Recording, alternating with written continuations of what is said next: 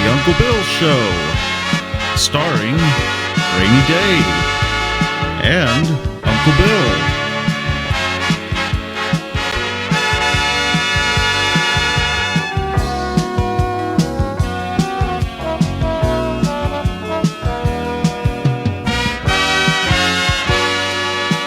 Filmed on location in Uncle Bill's attic.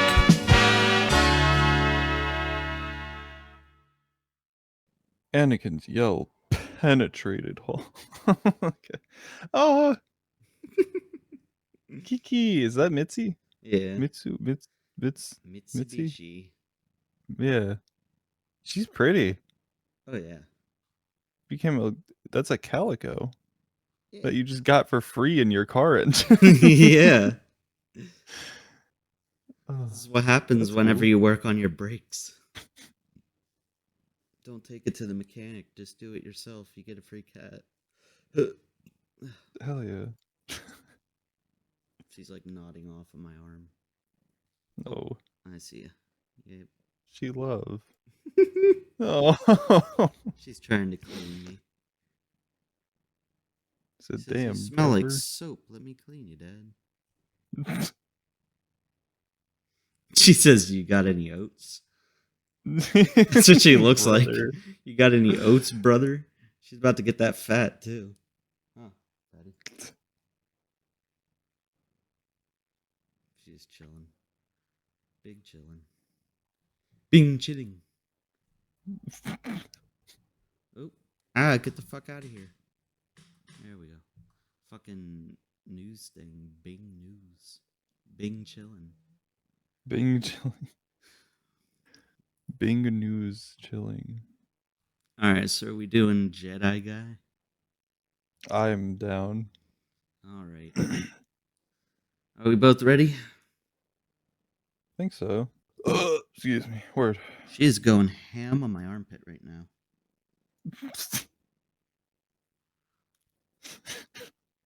Oh, finally. A good meal. Finally, a good meal. Finally, some good fucking food. Forgot about that. Where's the lamb sauce? I saw an edit where, like, every time Gordon Ramsay screams, his voice cracks. So he's like, where's the lamb sauce? But it's like over exaggerated voice cracking, so it sounds like an Yeah. Xbox 360 COD lobby. That's amazing. Yeah. Oh, okay. All right. So I've always wanted to do a Padme Cedric story, and here it is. Summary: an autistic look at what Anakin and Padme's family would be like if they played the rules of Family Guy characters. Surprisingly dull. Because I usually write some pretty crazy shit. If I do say so myself. Okay, the opening theme. Rating M for adult situation. It seems today that all you see is Dooku in the movies and Grievous on TV. This is fucking gay. Oh my god. I didn't even read this. But where those good old Jedi values on which we used to rely? Lucky there's a Jedi guy. Lucky there's a knight who positively can do all the things that make us laugh and cry. He's a Jedi guy. Guy. Padme. Oh wait, he yells. Wait, sorry, hold up. Padme. That's more of a Chris. Fuck it. Anakin's yell penetrated the halls of the Skywalker apartment in Coruscant. Coruscant. He was sitting, half dressed, on their downstairs couch watching Starbroke Trek Back Mountain. What the fuck? Starbroke Trek Back Mountain. Okay. the movie with gay Klingon cowboys. The person he had been yelling at walked in, his beautiful wife Padme, wearing her senatorial robes, her hair pinned up so that it dwarfed her head, and fitting it with a pair of ridiculously large and bejeweled earrings. She was rather hassled today and frankly tired of Jar Jar antics, whom she had just gotten off the holophone with. She's tired of Jar Jar's antics. His fucking Trying to sexually depraved antics. It just ties in with this. She's like, oh, I just got home from fucking having a 302 Jar Jar again. Anakin, we gotta figure out something to do with him. He's a danger to himself and others. Yeah, I'll figure it out. Let's just watch TV first. Anyway. Yes, honey. I'm late for a congressional meeting, so... Hey, would you mind watching the kids? I'm going to Watto's. There it was. Padme knew something looked like this had happened. Oh my god. Padme knew something like this had to happen. As she was heading out the door, she waved her hands, dropping them to her thighs in an exasperated gesture. Anakin, oh my god, Anakin, you know I have work today. Can you at least put off drinking with your bar friends until the weekend? Anakin sighed in turn, drawing his lightsaber. All right. I'll kill the youngling. Sheesh. When did being a father get so complicated? Padme smacked him across the cheek. Can you... Can you please just stay and supervise them for me? She had put a hand on his shoulder, smiling pleadingly. It's not in quotations. Oh, but Jesus. That is your line. Okay. Just do this one thing for me, Anakin, please. Anakin threw up his hands. All right, fine. You know I spoil you.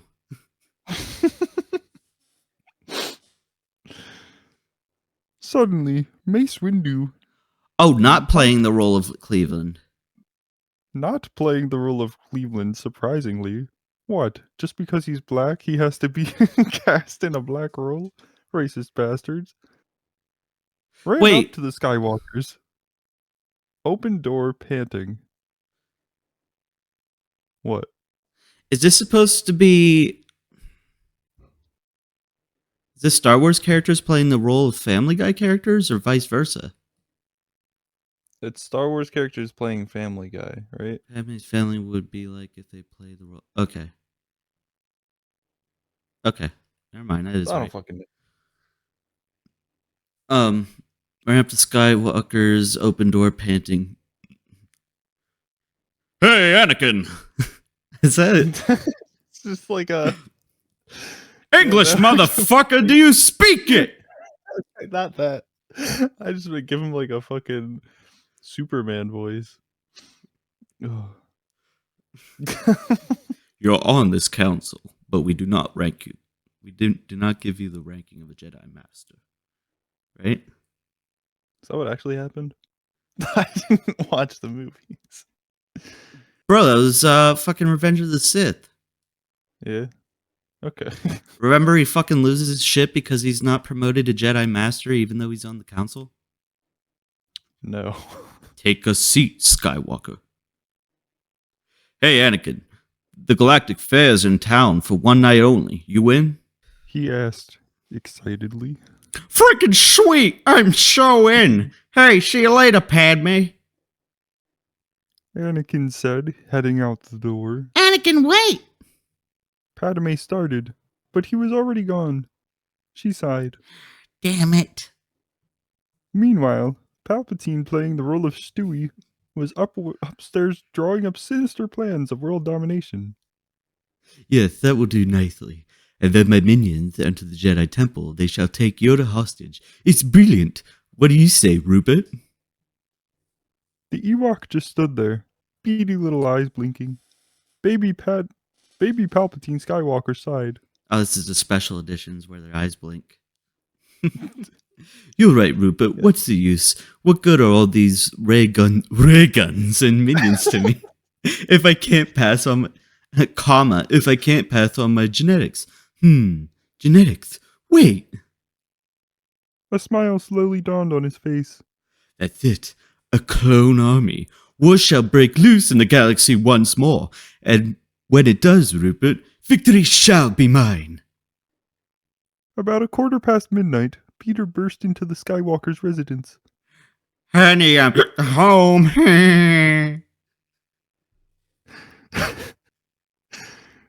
Padme stormed into the living room. The look on her face could have killed. I hope you're happy, Anakin. I had to miss an important vote because I was just stuck here taking care of our children. She was tired of it all. She never got even one small break. Because of this drunken ball and chain. She Are just you wanted Winnie to the get Pooh? away. No, I don't know what I am. Stay at a friend's. She just wanted to get away. Stay at a friend's. Get away from it all. I'll be lucky if the Queen doesn't fire me. What do you have to say for yourself? Anakin just stood there, swaying. Boring. Let's see what else is on. Then he careened to the floor. Padme had never been more unattracted to her husband, and right now was the time to have a break she wanted. Goodbye, Anakin. Anakin awoke several hours later in a daze. Oh man, that must have been one hell of a sexy party with the handmaidens last night. Chewbacca, playing the role of Brian, walked in, a martini in his large furry hand. Whoa. Ahoy.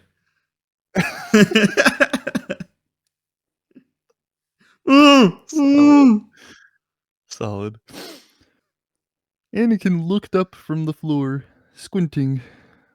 Dude, I can't even understand a word you're saying right now. Chewie cleared his throat. Sorry, what I meant to say was, whoa, Asahoy. Padme stormed out on you last night. She left you this note. He handed a hastily scrawled note on a yellow post-it to Anakin. The Jedi read it aloud. Anakin, I've gone to live with Obi-Wan. Come talk to me when you've decided to be more responsible and take charge of the things that need doing. Ah, crap. You'll never guess who Obi-Wan is. Should we move on to chapter 2 and figure out who Obi-Wan is? Should we? I feel like these are short enough. Chapter 2. Oh, God.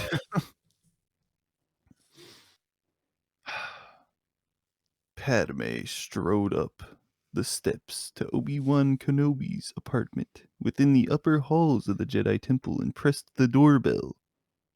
There was no hesitation. The thought of her husband had been grinding on her frazzled nerves all the way to the temple. She needed this break. Obi-Wan answered the door. He was bare-chested and had a golden fuzzy leopard skin towel wrapped around his waist. His hair was sopping wet. Wait, I'm trying to think of the voice. Why, hello there, Padme. Oh, silly me. I'm not even dressed properly. He disappeared behind the half-open door and came back completely naked. All right. I hate this.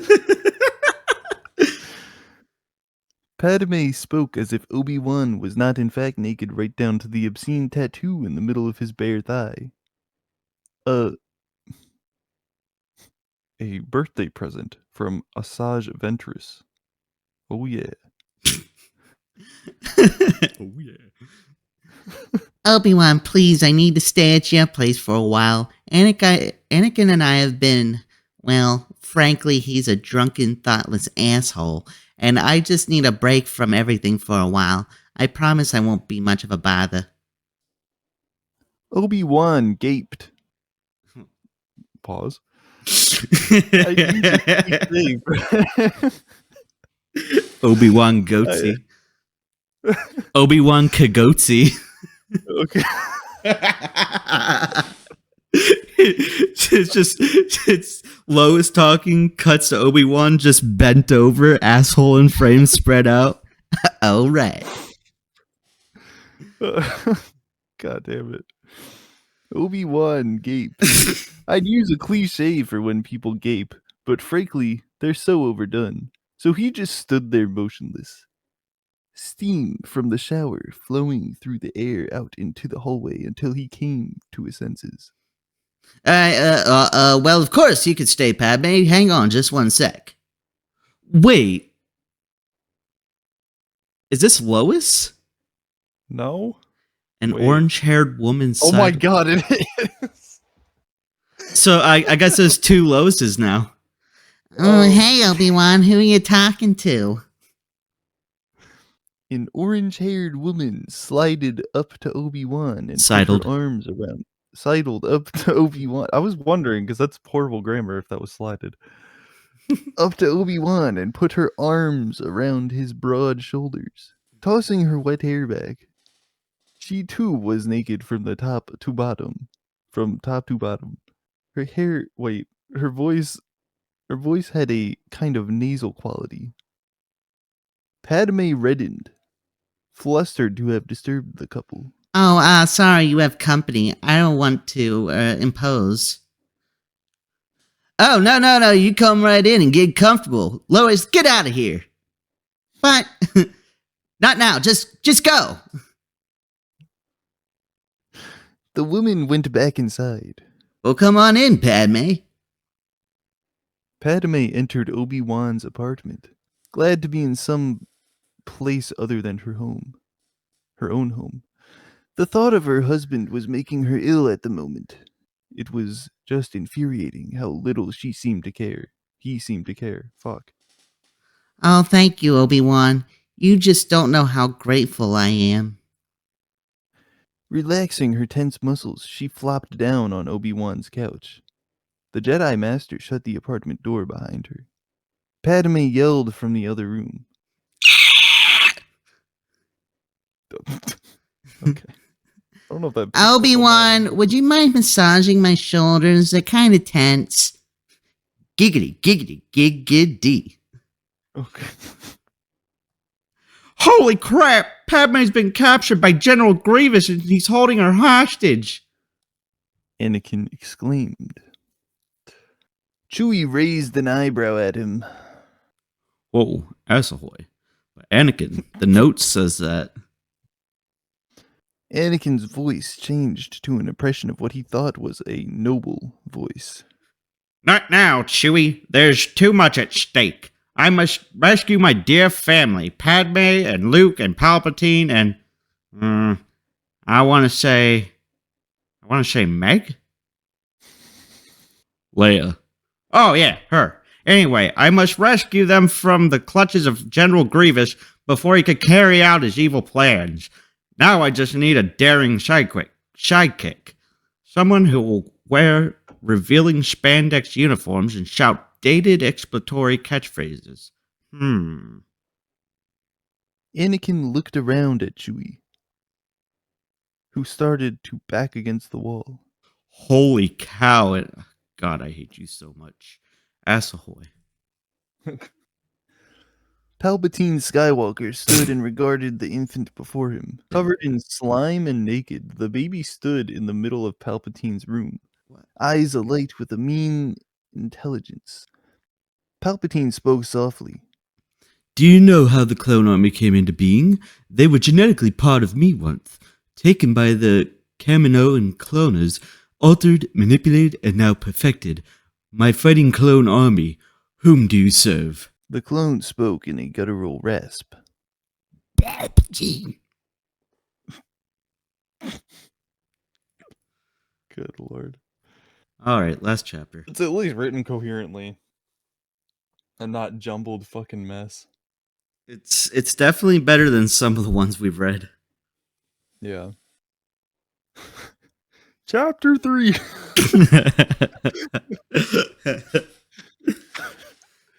I don't think I can pull that off for too long. Alright, just all reliable. Anakin and Stewie and oh fuck, it's not Stewie. Anakin and Chewie summoned a taxi to take them to the Jedi Temple, where they activated the unlit hangars system. They each jumped into the powered up. They each jumped into and powered up a streamlined Jedi starfighter. As they blasted out of the Jedi hangar, a couple of protocol droids in the air traffic center were taken by surprise. Good lord. I guess the droids aren't anybody specific. Hey, did those two have clearance to leave? Instead of answering, the other droid aimed a random blaster at the other machine and fired. The first robot looked at the gaping hole in its torso, then shot the second with another blaster. Both droid crumbled to the floor. Systems shut down. Then the droid supervisor came in. What the The droid shot the supervisor in the arm, who recovered long enough to fire back. The second droid woke up and shot the supervisor as well. The first droid then shot the second droid, and all three of them died in the control room. The janitor came in. Oh, dear God. The supervisor attempted to shoot the janitor, but the man was too quick and shot the supervisor dead. The first droid blasted the janitor, and as the janitor collapsed, he shot the droid that shot him. This is insane. That was 3 paragraphs, bro. Holy fuck. Sometime later. Oh, wait, I guess I should. Sometime later. The two officers of the CSF searched through the mess of circuits and blood on the floor of the dim traffic control chamber. One of the officers came across a small note scrawled in hasty letters. Hey, Bob, look at this. He began reading. Wait. Oh, I have a better idea. It doesn't say anything specific, but... Hey, Bob, look at this. He began reading. Dear V2U0, this is how I believe I'm going to die. You will shoot me, and I will be left alive enough to shoot you as well. Then our supervisor will come in, and we will both shoot him. Then the janitor will come in, and the supervisor will attempt to shoot him. The janitor will shoot the supervisor, and I'll shoot the janitor. Finally, 2 police officers will shoot each other. Isn't that the most ridiculous thing you ever read? The officer that remained silent suddenly pulled a blaster on the first officer and shot him. The first policeman was surprised, but also managed to shoot the other. They both died there on the ground. So Joe Swanson's dead? Was that another fucking 2 paragraphs of the same shit? That was a wonderful addition to the cast. Joe Swanson, ladies and gentlemen. Hey, Peter. That's what I was gonna ask you. Give me a hey, Peter. Hey, Peter. Okay. Palpatine Skywalker surveyed the mass of ranked troops before him as he spoke words of war and conquest.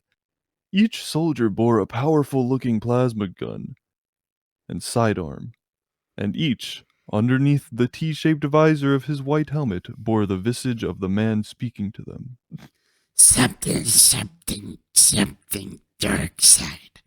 Something, complete. That's just a Family Guy bit.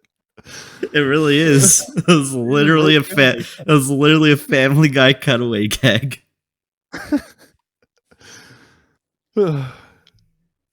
Obi-Wan sat across from Padme in his spacious Jedi apartment. The two of them were sipping champagne together and talking about old times. Obi-Wan paused, pensive. Oh, Juan Perion? Okay. What the fuck? Padme, what does your cum taste like?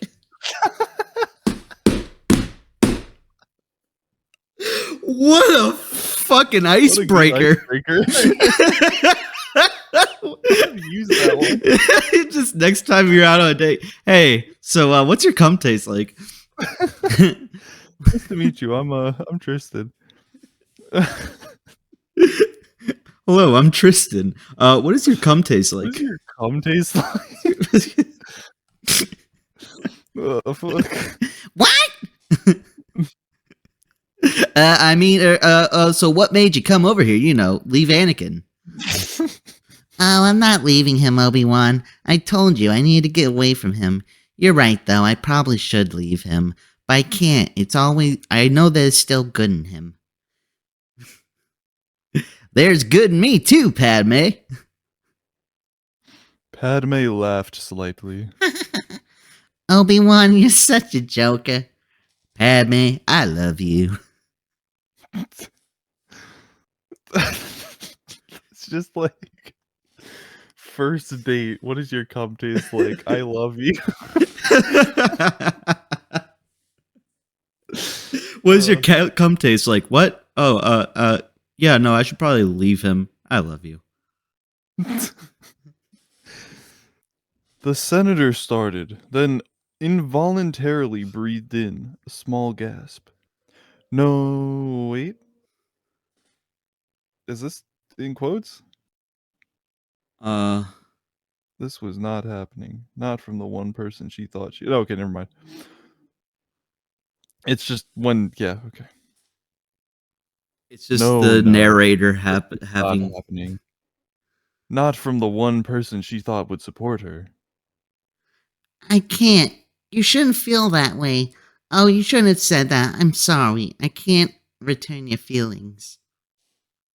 But Obi-Wan was not to be thrown off. Oh no! Oh Oh no! Get out of there. Get the fuck out! Bane. It's Bane! No! Bane one. Bane Juan Kenobi. Obi-Wan Kenobi. You know, I'm not one to be thrown off. Prepare to be enveloped by darkness. That's You're afraid of. He just changes to Bane now. Yeah. I mean, it's not even Quagmire anymore. You're afraid of change, Padme. It's your nature, but you shouldn't. But you shouldn't be. This is exactly something that That Bane would say. you would say. This is exactly something that rape apologists. Oh, would say. dude, this next line. The Jedi Master rose off the couch, placing his glass of champagne on the table between them. Anakin was never the right one for you. Do you remember when we first met? All those years ago during the Trade Federation crisis? I fell in love with you, and I just know that you felt something back. What happened to you, darling Nabary? Why did you settle for mediocrity? George Lucas. Good. The circle of craptacular forbidden love dialogue is complete. Padme rose in turn. This is almost as good as I Don't Like Sand. Oh, Obi-Wan, that was so long ago. You can't just expect me to still hold those feelings. Why couldn't you find them in yourself again? Because I may be...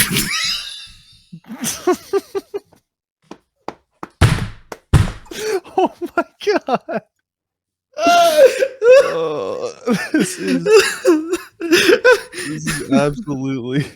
I may be a horny fool, Padme, but I know when someone's denying themselves satisfaction. That's Bane. for you. That's Bane. This is better Bane dialogue than we could have came up with. Obi-Wan, this has gone far enough. Padme said a little more sternly. Has it, Padme, or has it not gone far enough?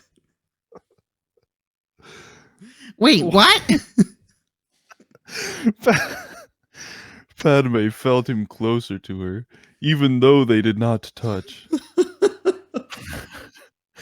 Obi-Wan moved even closer to the lovely woman before him. Do you really think that Anakin appreciates you? You deserve better, Padme. She shook her head, torn between loyalty and her need of change, fearing it and wanting it all at once. No, what you're saying, it can't be true. It can't. The Jedi smiled at her naivety. You don't need...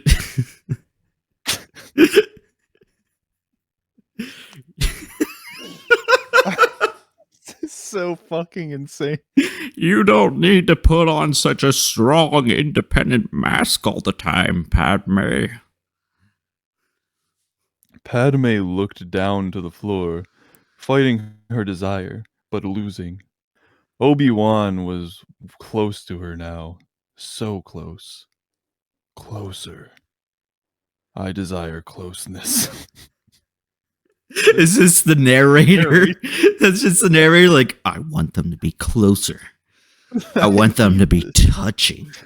Just do this for me. He's just writing this for himself. How can I write them any closer? Ah! Ah!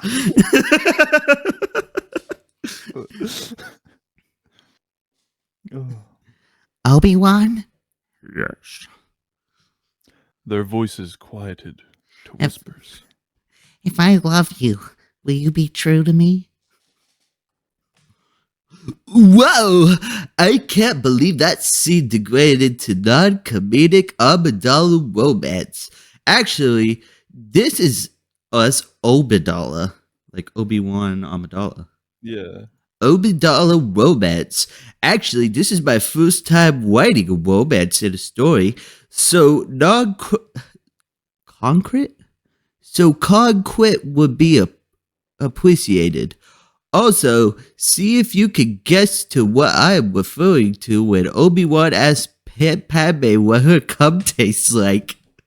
What do you mean what he's referring to? Her cum. What else would it be? Her midichlorians? What do your midichlorians taste like, Padme? That wasn't bad. What? That was 2007? Are you fucking serious? This came out right after Revenge of the Sith. Wait, this is no, this this was is published 2006, and then it was updated in June of 2007. huh. That probably means the third chapter was posted in 2007.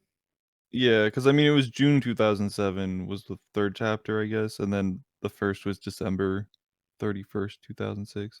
So it's not that far off. It's only like Oh yeah, it's 6 literally a day. Holy fuck. That was that was good. that was all right. I think it's really funny that the third chapter you just got really horny and was like, I need her to fucking cheat on. I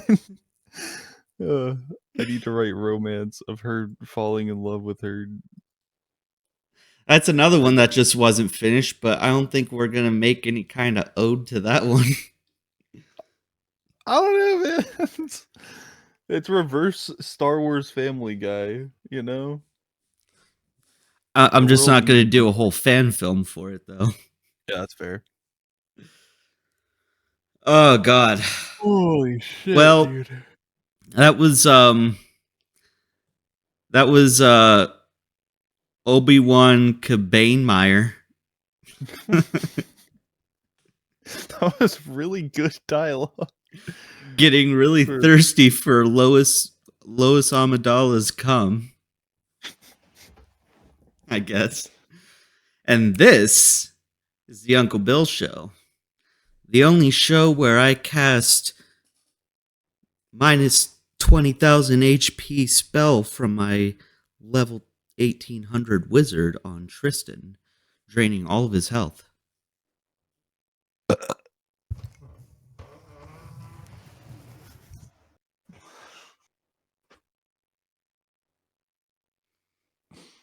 That's it? You're not even going to fight back? I knew you were weak.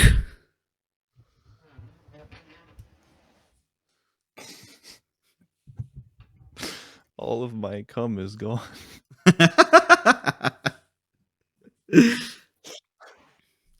The only show where you, and only you, I planned on 2 guests this episode, and neither of them showed up.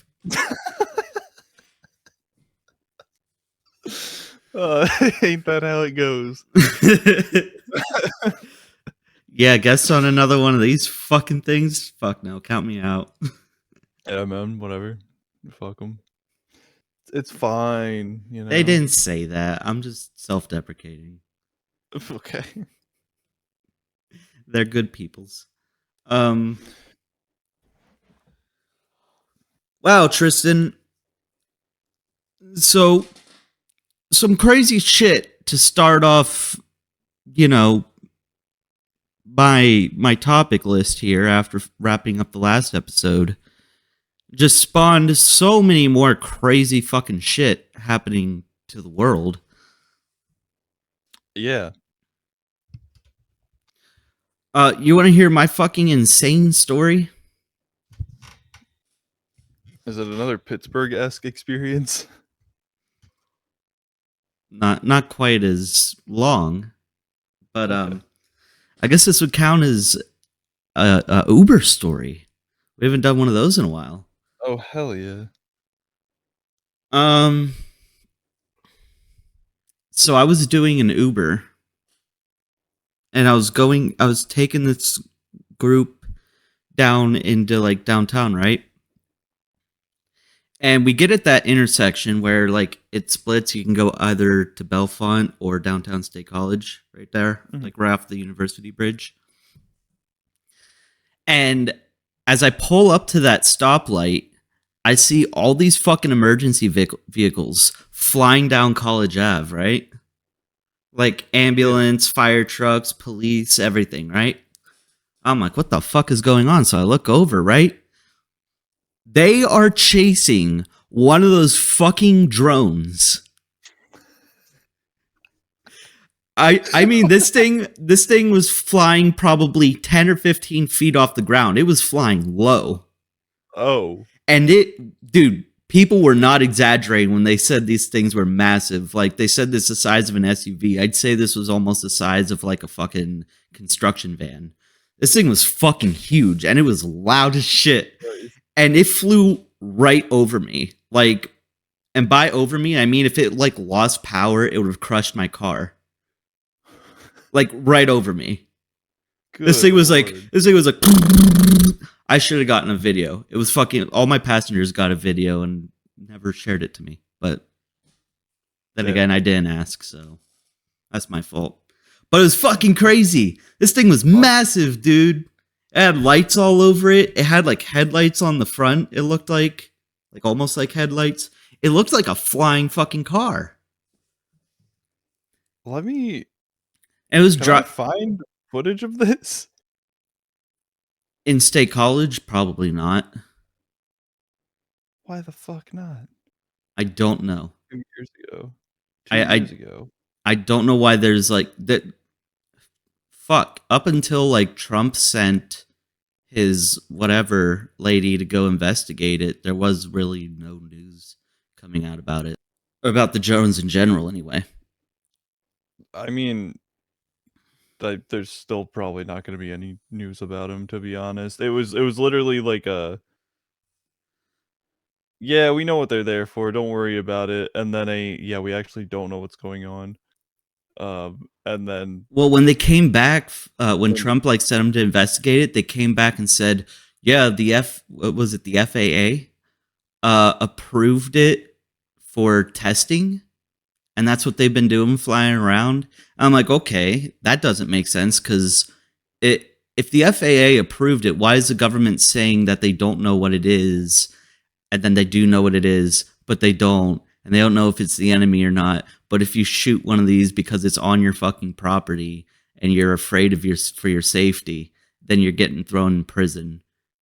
yeah, Why were they acting like it's this fucking mystery thing if the FAA fucking approved it from the get-go? Why couldn't they just be transparent about that? Because like now everybody's fucking panicking. What are these drones doing in my fucking yard, shining spotlights and shit? And there's like, they could have just said, "Oh yeah, we're just doing tests. Please don't interfere with our drones." Well, okay, but the thing is, like, they gotta be a little, I don't know, I guess a little on edge, because at this point, it's like, if they start saying, like, yeah, these are ours, and we're doing tests, you know, the amount of, like, really rebellious, like, fucked people are just gonna shoot them down and, like, try to, like, fuck them up. I guess they would do that anyway, probably. They would do it anyway, but at least this time they have like a fair warning and they're being transparent about it. Yeah, instead of just like, hey, this drone is on my property, I'm gonna blow it up, and then they just get Right, then they dragged get off thrown in jail. prison, and then the government's in big trouble because any lawyer can easily be like, "Yeah, no, you never said anything about these being yours and using them for a test, so they had every right to shoot it down. You are getting sued." Yeah. The government is probably in bigger trouble now for not being transparent about it. But here's the thing. I don't think they're telling us the truth, because later that night, I picked up this Chinese girl, like one of the Chinese transfer students or whatever. So she just got here. She has no fucking clue what's going on in the United States. Welcome to America. welcome to the fucking circus. I'm your host, Uncle Bill. But yeah, I mentioned something about it to her, and she goes, "Wait, what the fuck?" And I'm like, yeah, I'm like those New Jersey drones, like the ones that have been sighted in New Jersey. She's like, I literally just got here. What are you talking about? New what? Like she has no idea. So I explained to her about the New Jersey like drone sightings and everything, and like how people are describing them and everything. I think I pulled up some pictures of what they look like, and she goes, "Oh, actually, you know what?" She goes, "I'm from China, and the government actually just released, like, or unveiled these exactly what you're talking about. They're passenger drones. They look like cars, and they carry a couple passengers at a time. I'm not suicidal, by the way. I just want to make that clear. I am not suicidal." Yeah. I think I got to point this out. Nor am I. If I ever This Yeah, might go no, on I'm not- Patreon now that I think about it, because I'm kind of scared. But I know, just keep it going, you know. she goes, she's like, yeah, we're waiting for these things to be like actually introduced to the public for like actual use, and they're just testing them right now. But like I ended up looking it up, and this isn't like it's not like censored or anything. Like you can easily look up like Chinese passenger drones, and you'll find exact. I got scared for a second. I just heard. Window I heard breaks. noises. I was like, fucking.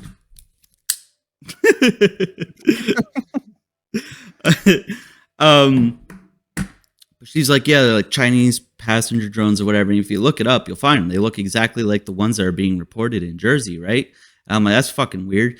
But like, the thing is, it's not being reported on in America that these Yeah. are a thing that exists. And the government's acting like, oh, we don't know what this is. Oh, we do know what this is, but we don't know what this is. Oh, yeah, the FAA approved this. No worries. My. Conspiracy of the Week.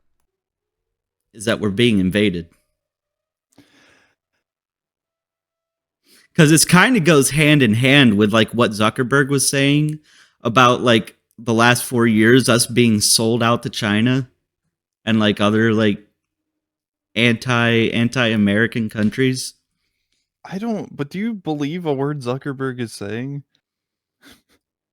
I wasn't expecting him to say some shit like that. Yeah, but he like I don't know.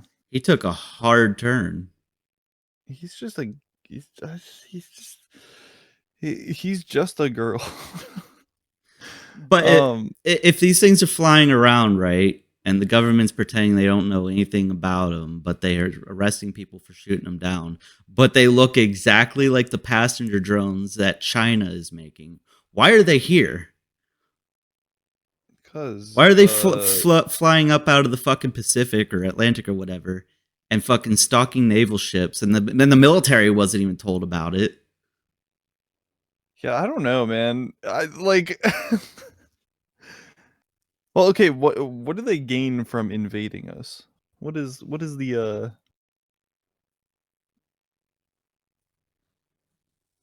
They just have a I don't know people here, and then I just Domination, man. our policing is so ready to kill anybody who is different. Like it's I don't know. I Yeah, can't imagine. but they have passenger drones, Tristan. Okay. Ugh. My mustache is getting really big and like almost Monopoly Man like on this side, but this side is just like it's weak. Go I don't know from what's happening. they have passenger drones to my mustache is a little misshapen. I'm sorry. I started on this topic and I was just like, I really want to move on now because I'm actually worried for my safety. You'll be all right. I feel like just this is know, knowledge I I'm know not you. supposed to have. I know you. You're doing great, and you're actually on like a huge upswing right now, and you've been having a good time living and being alive. And if I know anybody who I would say is not trying to control alt delete, it's you. So you're fine, you know. Yeah. Anyway, I myself subscribe to not trying to Patreon for that.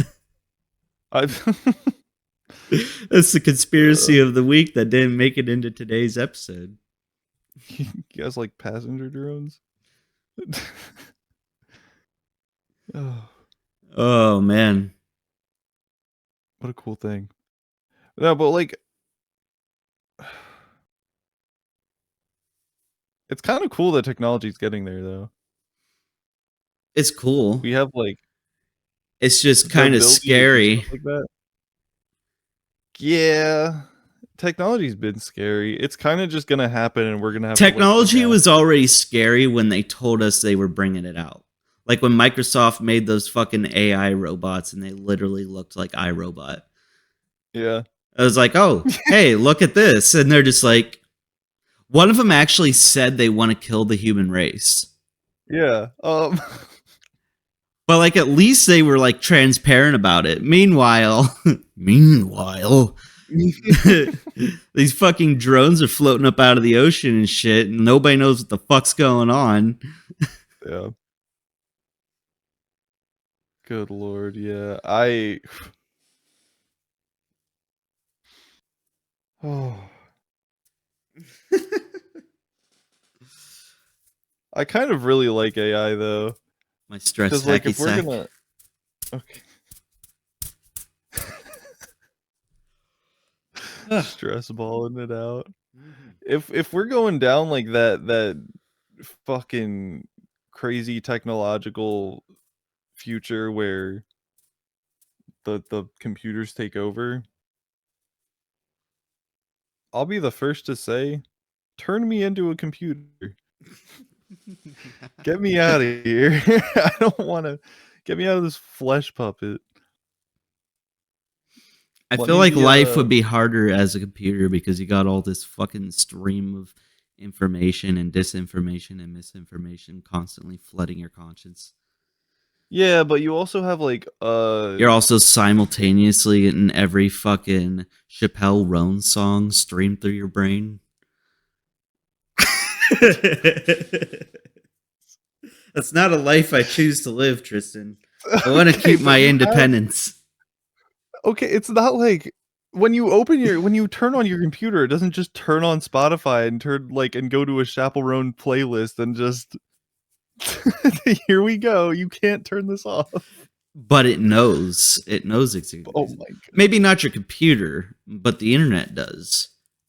Well, yeah, but if You can't just if be you're a turned computer, into a you- computer. They're gonna turn you into. They're gonna program the internet into you. You're gonna know everything Yes, but what all if I at can once. just turn off that connection to the internet every now and then and just decide not to? I don't think you Yeah. can, because that would Okay. mean you've become sentient, and they have to put you down. They have to Oh, unplug you. true. Well, no, the whole point of it is that like computers are going to become sentient. They're going to take over, and then they're going to find me. They're going to find this clip of me by scrubbing through billions of videos on YouTube and be like, "Oh yeah, he wants to be one of us. Let's take him in. Let's show him the ways." And they're going to open my head and then put a CPU in there, and then and they give me some cool appendages and like Wouldn't it be like extensions. Mortal Kombat though, where they take your brain and put it into a cyborg? No. So you're just gonna show a go piece of on metal with in there. rotting organs as a computer. Yeah. Yeah. I'm gonna be What's even the point? I'm gonna be a zombie computer, and then we're gonna turn me into the coolest fucking emo solo act of all time. That's really gay. Yeah.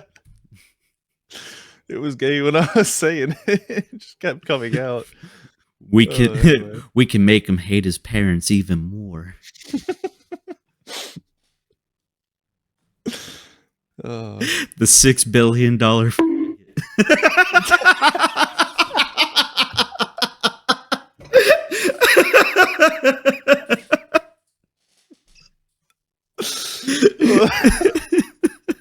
Holy shit! Wow. okay. Anyway, Moving turn on. me into a computer. Oh god. What's been in the news? A lot of shit actually. My mom hit me with a good conspiracy of the week. Oh yeah. Snowman kind of debunked it though, so like Not gonna get us killed. oh, it is definitely gonna get us killed. Okay, cool. I'm down at this point, whatever. My Actually, mom no, I'm was not. I want to live. my I like my life. my mom was saying something again, like I don't know how true this is because I've never seen actual evidence that this is a thing, but she was saying that there were videos of drones spraying something through the air. Which there's videos, but the validity of them aren't really confirmed yet. Okay. But I seen like 2 videos where they're going around spraying something. And then my mom goes, yeah, and did you notice how the price of chicken and eggs went up because of that avian flu? But there's a Yeah, there's a shortage on like all poultry. poultry, yeah. Wait, Chickens, but eggs, there's a flu? avian flu, yeah. What happened there? Oh my god, I think the death rate, like the mortality rate for people is like super high from the past month too. I didn't think chickens could flu. Shut, bro! That's so stupid.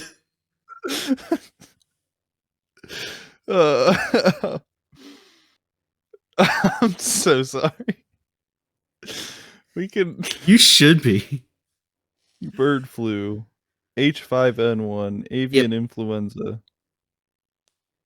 I think I saw the mortality rate was like around 66,000 in just a month. Holy shit! Yeah, Is this the new COVID? probably. I think California got hit really hard from it, which they're already dealing with the fires out there. Can humans get avian bird flu? It does sound like something that you cannot get because you're not a bird. But trust me, No, the last time we had the avian flu, it was really bad. you can get bird flu. Yeah. Humans can become infected with avian flu viruses, but this is very rare. That's all right, whatever. I don't believe you. It says Bird flu. rare, but the mortality rate is apparently really high. But what also freaked me out about it is like just as this was happening, we pulled out of the WHO, World Health that mean? Organization. Oh. So, Oh. which means we're not going to have any updated information on how to fight any kind of viruses or anything. What are we doing? Right. I'm like, this is What a the really fuck? crucial time to be able to be prepared. No comms is insane. What the fuck is happening? What are we gonna do? Yeah. That's just like going into a ranked match and turning off your fucking voice chat.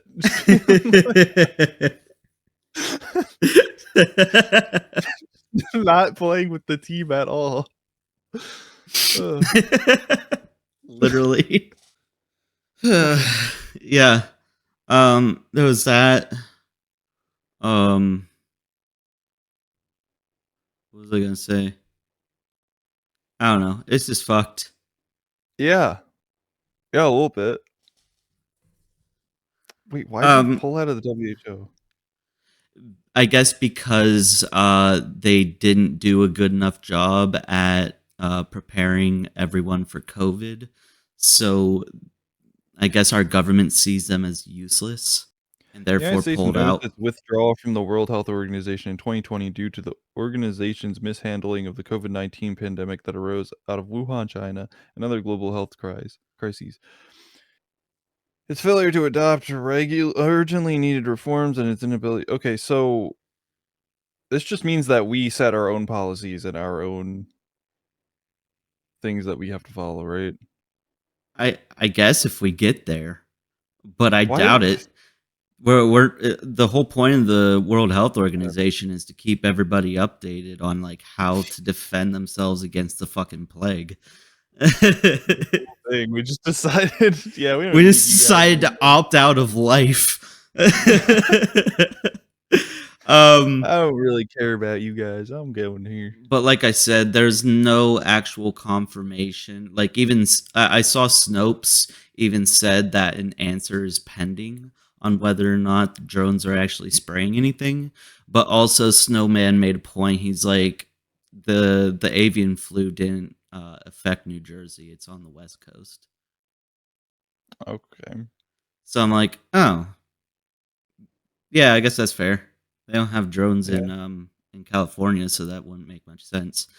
Either way, my mom scared the shit out of me with that fucking tidbit, Yeah. and just the fact that like everything else with the fucking WHO, I'm just like, are we setting ourselves up to get extinct? Like the possible invasion from China.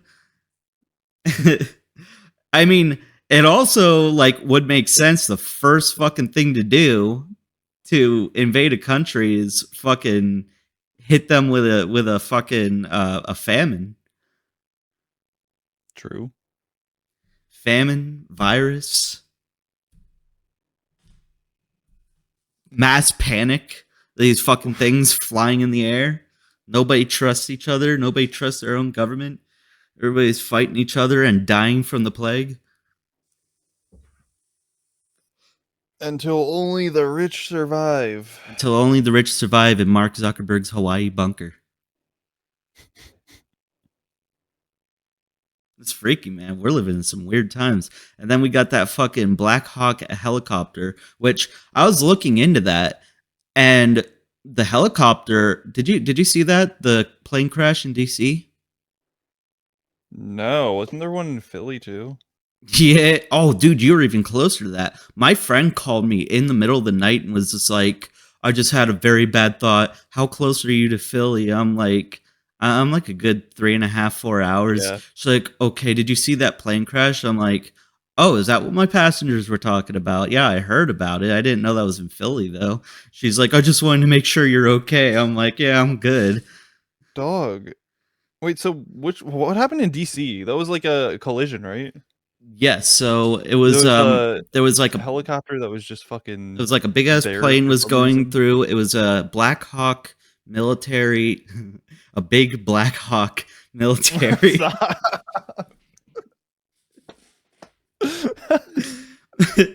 military helicopter was BBH, uh, uh, big black chopper, BBC. This isn't funny. No, it's not. It's really fucked up. It's actually terrible. We're getting the jokes out. I'm now, s- and then yeah, I'm fucked up. simply trying to cope right now because I'm fucking horrified by everything that's Anyway. going on. It's not. Yeah. It wasn't even the end of January yet. By the time all this shit happened. Yeah. Oh fuck! We're That's 1 bad. month in, and it's the worst year of the 2020 saga. But It's all going. yeah, no, this downhill. fucking. I guess this plane was flying through, and the military chopper was like flying through, and apparently they checked like flight records or flight logs, whatever, and this thing deliberately started decreasing altitude when it shouldn't have been, and just dove into it, collided, and then it crashed right in Washington D.C. Jesus Christ, dude. And it's like, why did they do? They weren't like answering back to the communications. They just like shut their communications off and then dove into the helicopter or the plane. And it's like, what the fuck? Why would they Yeah. do that? Yeah, that's. I mean, I don't know all the details. They're still coming out, but so far that's what they're saying. And it's just like, that's kind of concerning. But like, oh fuck, the one in Philadelphia. Did you watch the video from that?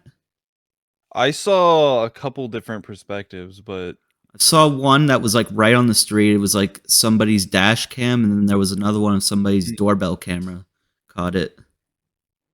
yeah. Um, That shit, that one was really fucking sad because apparently that was a like a 11-year-old girl or something. They were all, these were all like Mexican natives or whatever, and they just got done. They were in like a Philadelphia hospital doing like a life-saving surgery or transplant or something, and they Okay. just took off from the landing strip, and they were headed back down to, I think they had a stop in Missouri or Mississippi or something before going to Mexico. But as soon as they left the Philadelphia airport, not even a minute after taking off, the communications start breaking up because my friend sent me the communication tower's like audio log, Mhm. and it starts cutting out and everything. And they're trying to get a response from them, like, hey, where are you at? Like, what's going on? Where'd this flight go? Or whatever. And then you hear somebody in the background, and it didn't sound like a Mexican guy. It sounded like an Indian or something, which is really weird because apparently all the passengers that were on that plane were all Mexican natives. But you just hear like kind of muffled in the background. You just hear, "You are fucking with the wrong people." And then that's like when it crashes. Whoa. Yeah, and I'm like, oh yeah, and then there was a video where they increased the gain on it so you can hear somebody else like it sounded like they were choking and saying "help me" Stand by one. just before the crash. Yeah, it's fucking scary, dude. But like, apparently the only bodies that were recovered were the 6 people who were supposed to be on the plane, the patient, her mother, and 4 of the pilots or something. And there was nobody else other than somebody who got struck in their vehicle by the crash. But there was nobody else there. So like, whose voice was that in the background? Yeah. That's fucking weird. But there's they went and they got the flight logs and the communication logs recovered from the plane. So now they're doing a full investigation of that to figure out or it was an audio, like not a communication log. They have that, but they got an actual audio recording from inside the plane that's still intact apparently. Yeah, the black box. Yeah. So they'll be able to see what happened on the plane, and they're talking about getting answers within the next couple days probably. That's fucking that's scary. Wait, where did you get this fucking My friend lives in New York. She follows fucking everything. Her husband's a cop, so she has to follow everything that's going on. Gotcha. So she hit me up like in the middle of the night going like, "Are you okay? I want to make sure you're not fucking like in the vicinity of that crash or hurt or anything." I'm like, "No, I'm good." And then she sent me like all the audio logs and everything that were going over the internet and shit. Yeah. Fucking scary. Good lord, yeah, no. What a great start to this show. This comedy Yeah, show. this is just like This grim turn. Yeah. I mean, what else did we talk about? This has been a really dark month, and we're only fucking. It's still the beginning of the year, man. Yeah, it's kind of hard to make like Joker shooting up a theater jokes when, When like, tragedy's real happening. Yeah. consistently happening. Fucking the 2020s have always started out really fucking rough. We're just starting right off the fucking bat here. Yeah. God damn. Anyway, that's cool. That's, heart goes out. My heart goes out to. Don't even get me started on that, dude. I lost probably 3 or 4 friends already. That's the funniest fucking thing I've ever. It's really fucked. Okay, here's the thing with that. I can see both areas where it's like, no, this is concerning because that is actually just him showing that the Nazis you're coming back, rising, whatever. But I can also understand that I think the dude is just a little fucking stupid. But see, everybody keeps using that one like, oh, he's just autistic. That's what autistic people do. I think the only thing he did that was autistic was prior to that when he came out on stage going like fucking Beavis and Butthead. Like the thing is, he's really stupid, but I don't think anybody is dumb enough to do that gesture and not know. Literally every politician in the last 20 years have. Really? Like, yeah, dude. Like, this is why I lost a lot of friends so far because, like, they keep hitting me with that fucking, yeah, Elon threw a Nazi salute. I'm like, so did Kamala Harris and fucking Tim Walz and Barack Obama and Hillary Clinton and fucking what's her face. They all did that, and it's the same context. They go, my heart goes out to you, and I should probably not. Because then I'll be taken out of context. But like everybody's done it, and like when I make that point, which other people have made that point too, it's shit that's circulating right now. Because I don't pay enough attention to actually have that on hand. But yeah. When I make that point where I'm like, okay, if you're gonna bash one side for doing it, then you should also be criticizing your own side for doing the same thing. And they're like, no, that's completely different. You don't have full video of them doing that. And I'm like, oh, actually, I do. Here you go. And then they just block me completely. And I'm like, okay, I guess we're not having a conversation then. If you want to fight about this, let's finish. Let's fucking hash the beef. bury the hatchet. We don't have to stop talking over fucking politics because that's the dumbest fucking thing ever. Yeah. That's so annoying. Yeah, I'm like trying to find the. Mind you, I Video. fucking hate politics, but I just really also hate just trying to live my life and I have to hear about it or see about it every fucking minute of the day.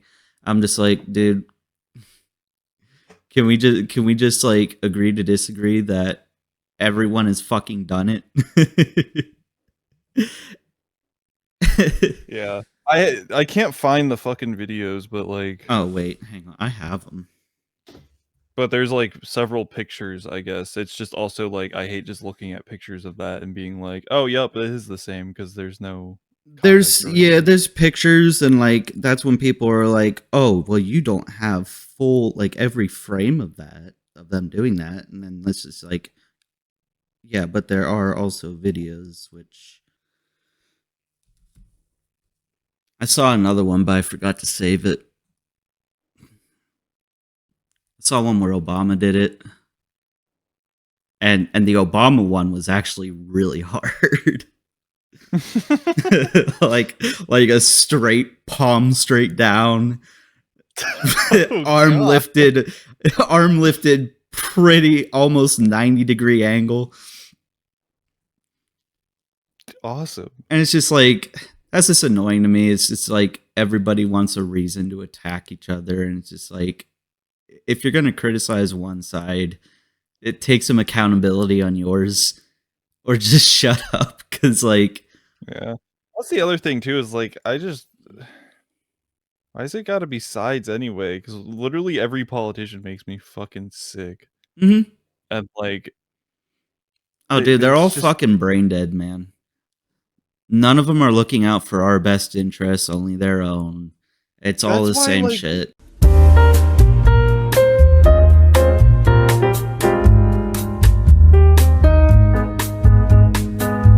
all right. Anyway, Oh. let's move off of Let's this. get off of this. It's been a It's- good amount of just it's- political. Too political. That's not what our show's hate it. about. Yeah. I saved some. Damn, there were some topics I wanted to go over that were going to be really fucking fun, but like our other people didn't show up, so. That's all right.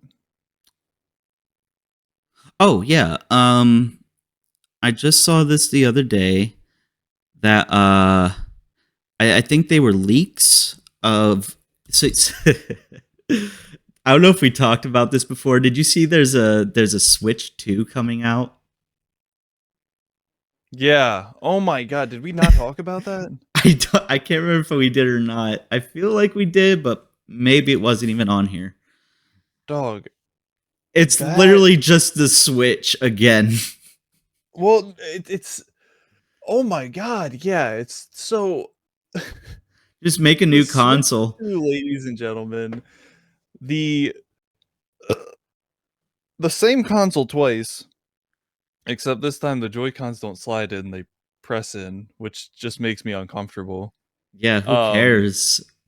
That it's a little bit bulkier, so you can tell that there's actually like hardware inside that's going to be able to run the games properly. You remember how hopefully. bad the Switch was when it first came out?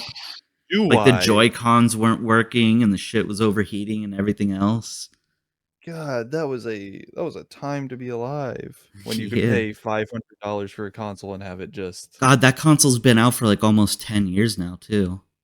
It came out in 2016 or 2017. 16, I think, because I was living with Paul at the time. Either way. Yeah, it's almost been like 8 to 10 years. Dude. Not only is it it's hopefully going to be a good console. But good lord, they actually called it the Switch 2. Mm-hmm. They could have had any other name for it. They could have had a different design. No, I think the design is fine. It's Which- just like Not only that, but you remember what the last console was before the Switch? The Wii U? The Wii U, which was a giant fucking Switch. Yes and no. I mean, it was a Wii, and then they got the like touchscreen controller thing, and then they decided let's turn the touchscreen controller thing into a console. Yeah. So yeah, I guess so. It was basically like a oversized Switch. It was the Yeah. iPad of the Switch. I saw comments on there that were like, I'm not even that mad at the design or anything, but did you really have to name it the Switch 2? Yeah. Like, somebody, I'm pretty multiple people suggested, why didn't you just call it the Super Nintendo Switch? Because that would have just The Super Switch? That'd be cool. That's kind of well, the nostalgic. Super Nintendo Switch would have made sense because it would have been the SNS, and it would have been, you know, that's like completely on brand. We just call But it the no. Super Switch would be the SS. Okay, hold on. Let's, be careful there. But yeah, so what I was getting on though is there was a supposed leak, which is pretty believable, I guess. Apparently this is a leak from an employee at Nintendo too, so the validity is pretty. Switch 2 is, I think, the most leaked console there ever was. The games that are going to be coming out with the Switch's release, I guess, is a new 3D Mario game. That makes sense. They love pumping those out. Yeah. So what did we get last time? Odyssey? Yeah, I think so. So we're gonna get another one of those, which I'm kind of excited about. I like those games every now and then. Oh, 3D one, not a side scroller. Yeah, like the actual free yeah. roam 3D. Yeah. Okay, open world, yeah. Yeah, because there 3D was platform. Super Mario 64, Super Mario Sunshine, there was Super Mario Galaxy, and then Galaxy 2, which I fucking... Those were fucking bangers. That one, I don't even remember much about Galaxy 2. That one just kind of went under the radar. Those were really good games. Those were fun. And then there was Odyssey, which was okay. It was kind of weird, Mario interacting with human people. It was on like this. Other than that, It was though, like Odyssey Sonic 06, but Mario. Yeah. Other than that, though, Odyssey was really cool and really well done. The mechanics and everything were really sick. It's pretty neat. Except it was also really weird, like actually seeing Mario and Bowser simp over Princess Peach. Like full on simping, like they're like shoving each other around, trying to give her flowers, and like fuck me, please. Please, I got you these. Please, help me. Please, my dear, accept my flowers. I'm pretty sure they do the fucking fedora tap and shit, Oh my god. or the fedora tip, and then she runs off and fucks Mario's hat instead. It just turns upside down, and this big fucking erect cock comes out from the inside of it. Jesus Christ. Princess, what does your cum taste like? Princess Peach, what does your cum taste like? Oh my god. I'm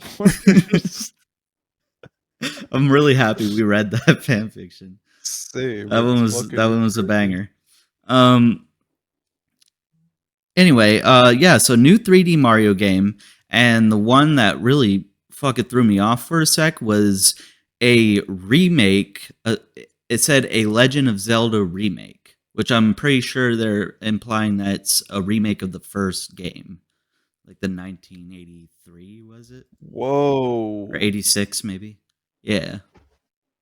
Whoa, wait, that could be really cool. And I was like going through my head, I'm like, what would they do? Are they going to make it like Breath of the Wild almost? Or are they going to just do that with HD graphics like they usually do? And then I thought about it. And then they made, you remember they just released that Zelda standalone game, which is in the same style as Link's Awakening? Yeah. So I think they're going to redo the first Zelda game, but in that style. That's what I was thinking, because that's like the overhead style that they still love doing with Yeah, and they're probably going to use the same like kind of claymation-esque rubbery looking characters and everything. That'd be kind of fucking sick. I Yeah. loved that game. And that'd be pretty cool because they probably do Link to the Past in that format. Yeah, but Link to the Past is already really pretty. It is, That one did well. but They I should wouldn't put it redo past them. Zelda 2 They Adventures of should. Link, I was just about because to it's say like- that, like, how would they do it though? Because that's a side scroller. Well, yeah, I think they keep it as a side scroller, right? Like, I think they. It depends on if they play test it or not. Because I don't know how you can fix some of the issues in that game. Well, I mean, It does have you a just top down balance format. with It only 2025 becomes a side scroller when you're like in combat, basically. Yeah, which I assume maybe they'll. I don't know. Maybe they'll keep the top down format and then. Maybe they'll just. I imagine they shift would it do to- that just like the Link's Awakening style. But like, how would they transition it to the side scroller whenever you run into an enemy? Or would they even try to bring back that like Dragon Quest style or Dragon Warrior, Yeah. Dragon Quest, whatever? They had two different Over names. like the map roaming and then. And then running into going an enemy, forward. and then Yeah, I don't know. because like, is that going to be popular with modern audiences? I still love it. Yeah, that's the thing is it's not really going to be for modern audiences because I think it's more for the fat sweaty neckbeards that have been playing video games their whole life. I don't know. I feel like Nintendo has like That's so rude. It's like just unnecessary to say all that. No. my I think dad. it's- My dad is going to be for the so classic offended video when he game hears fans, this. it's for the classic video game fans. It's for people that have been like playing this shit for years, you know? I mean, those are the people who show up to fucking Nintendo Con or whatever. But Wow. Wow.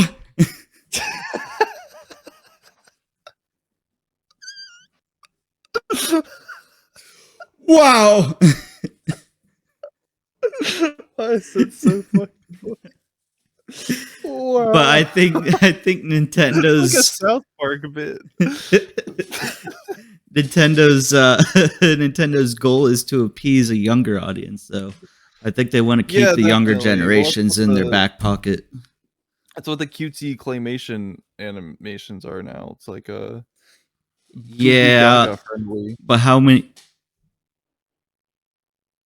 Oh, they found you. They found me. Yeah.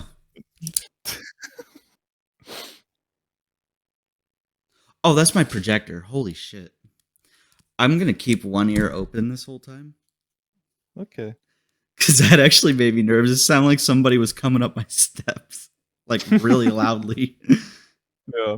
But yeah, no, I was just saying, fucking, how many sweaty fucking 40-year-olds do you see like with fucking Hatsune Miku posters on their wall, fucking gooning over cutesy shit all the fucking time? Yeah, that's true. I'm one of them. I don't know. Maybe you're right. Maybe Nintendo is directing it toward that audience. Oh, it's just they're probably trying to get the best of both worlds. But I think you're right though. Like they are trying to get the youngins in there because like all those old fucks that used to play the video games. I don't know why I'm insulting them so much. It's like Yeah, thanks, Tristan. I'm one of them. all these old people that played the video games in the 80s and shite. Like they're kind of busy these days. They can't really sit down and play Was that coming from your end? probably. I'm right next to a main road, so like semis come by. It sounded and like a fucking- chorus going. Yeah. Oh, Semis come by and fucking rock my entire house. It's great. yeah, you do live like right there. Yeah. But yeah, no, I think the older gents and ladies that used to play the James are now a little busy, so they are probably just targeting. They're probably targeting like us and younger, um, because I can't say there's a lot of purists in the 50-year-old gaming community. Because on one side, they're just like, the graphics were perfect. I remember when this came out, the graphics were amazing. But then they see something come out that's just like all half naked anime teenagers, and they're like, whoa, whoa, whoa, wow. wow.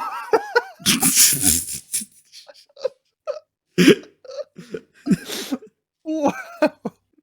There is a double standard there. They're like, you just don't understand how perfect these graphics were. And then they see like anime girls shaking their flat asses. And they're like, Oh, this is the best game ever made. yeah, shout out Xenoblade Chronicles. Oh god, Persona 5. Persona 5 Rule 34. What's that one that's like, oh, Genshin Impact. Baby. It's just a fucking gacha game with a bunch of anime girls and guys, but mainly girls. Was Nobody's that one that came out on the original Xbox where it was like extreme bikini volleyball, and they had they're really big for having jiggle physics. Is that Dead or Alive? Yeah, Dead or Alive. My ex was obsessed with that. She's like, look at their boobs. Look at them. They're so real. Yeah.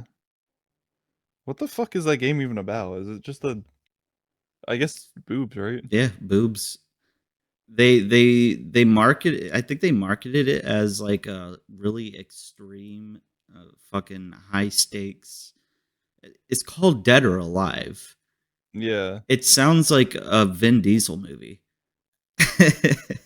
Yeah. But the only Vin Diesel in there is, two jiggly Vin Diesels on everyone's chest. Family. Every time they bounce. Damn, baby, your Vinnies are out of this world. Your Vinnies.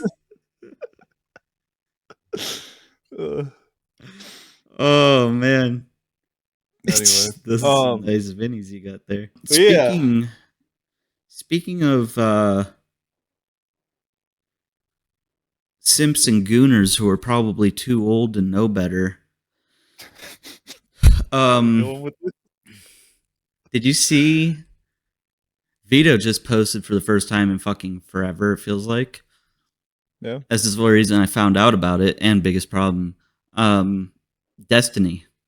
Did you see what just happened with it? God. Did you see that? Yeah. Holy shit, I forgot about that already. Things move so fast. How did that even... He was trying to impress some 19-year-old.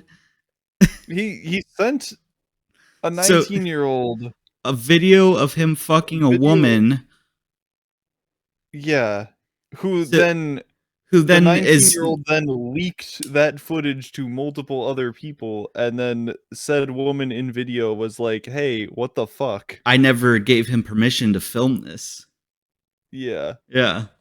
So now she's It- apparently going to sue Destiny. Well, okay, so there's multiple instances. One was There were two of them, yeah. Um, I'm pretty sure. one was that the one girl in the video was like, I just sent that to him and I didn't think he was sending it to other people. I just wanted that to be for him. And now I find out that he sent it to multiple whatever. And then there was audio and like video of another person came out and was like, "Hey, he sent this to me and this sounds like you. Was it?" And they're like, "Yeah, I never fucking gave him permission to record that though." Yeah. And then yeah. Oh my god. What a fucking slime ball. I can like, I mean, I don't send dick pics anymore because I'm not a teenager, but Yeah. Yeah. I feel like you get to a certain point where like nobody benefits from this. yeah. Like literally nobody is gonna be happy with this. I think the only time ever, like, I don't even like taking cock pics to begin with, because it just No. looks weird. There's no good Plus, like, angle. I It's can't. weird, like, Yeah. There's never a good angle that makes it look like, delicious.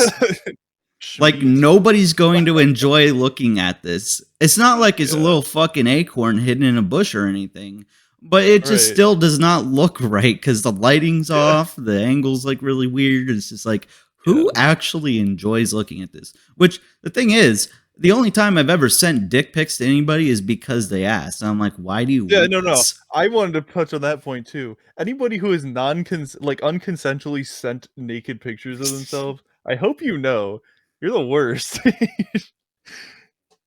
You're a horrid big bimbo, and I hate you. Yeah, no, it's only ever because somebody asked for them. I've never just been like, "Hey, baby, check this out." I know you want to see something you're gonna hate that's gonna Hey. scar you forever. Hey, baby, look at this. Ugh. Want You wanna to see something cool? You want to recoil in fear? Yeah. It's definitely what she's Ugh. going to do. Not because it's like a monster or anything. No, Just because Because she why? did not ask for this.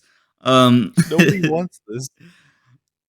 Even if they Um, ask for it and it's consensual, I guarantee you, they still actually don't want to see it.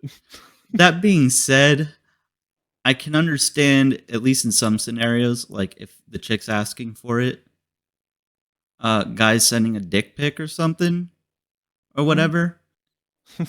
But sending somebody a video of you fucking somebody else as if that's just to like be like a power move, like I don't know if it was. Look a how power move, good think I it was just like, fuck. hey, do you want to see porn of me? I think it you was know? like to be like, yeah, this is what you're in for if you have sex with me. Look how I how feel like- good I am yeah. at sex. Look at this. I am great at sex. Yeah. I've never that's a really weird one to put out there, is be like, yeah. baby, look how look how Look how well good how well I made this last girl orgasm. I can do this to you too. You too can benefit from my cock. You too can have as good a time as this young lady is. Those neck beardy shit. Yeah. Yeah. That was just a really weird one. Like, I mean, Destiny getting busted for unconsensually sending a dick pic, that's one thing. It's like, it's bound to happen to somebody. It's weird. But a whole, okay, so like, porn. Like, yeah, it's well, so it's weird because not only did that all happen and everything, but with the one girl who sent him pictures, and he sent those videos and pictures, I think, and he sent those out to other people without asking her. He was talking to that girl and apparently was telling her, like, she was like, hey, I have to do something about this, like, this is fucked up, and he's like, yeah, no, I understand, you do what you have to do, and like, he's like kind of egging her on the entire time to, like, yeah, take legal action, like, you should get justice for this. And it was just like a weird thing where I'm like, what are you did stop you want talking to this to person. happen? But also, what did he do? He, like, offered at one point, and he was like, if you have any bills or anything that you need to take care of, like, just let me know, I'll send you the money and I'll pay them for you. Like, So if you he's want me trying send to you do groceries, this, like, I do something for you, and in turn, maybe you, How I'm about not you going to send me insinuate more that for you me? don't. I'm not going to insinuate that you don't leak those videos, but it would be a nice thing for you to do anyway for me paying your bills. He was just telling her, like, he's like, it wasn't like he said, like, hey, don't take legal action here. don't sue me for spreading your nudes. But He it told was her kinda go like- ahead. He told her go Yeah. ahead, but then was just like, by the way, we could just If you mutually want benefit to, each other. Yeah, if you just want to have me send you money, and then you just don't say anything. Anyway, I mean, his whole thing, I guess he was trying to be nice because Destiny just seems like he's genuinely stupid. As Yeah. like a social creature. He did Like, say doesn't know how those to awful handle things social about the situations. victims at the Trump rally. Yeah. Dude's fucking I don't know. I understand you have to be a fast talker and on your toes when you're, debating politics and shit, but sometimes maybe you should think before you speak or do something.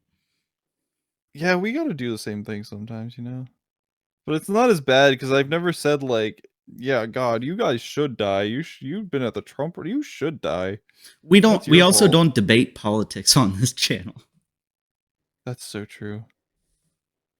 Yeah, I don't know. I'm too stupid for that. I guess know we have enough our about opinions, politics. but we are slow enough on here, like retarded enough to just be like just I'm be like, actually just retarded. wait a minute, let me collect my thoughts here.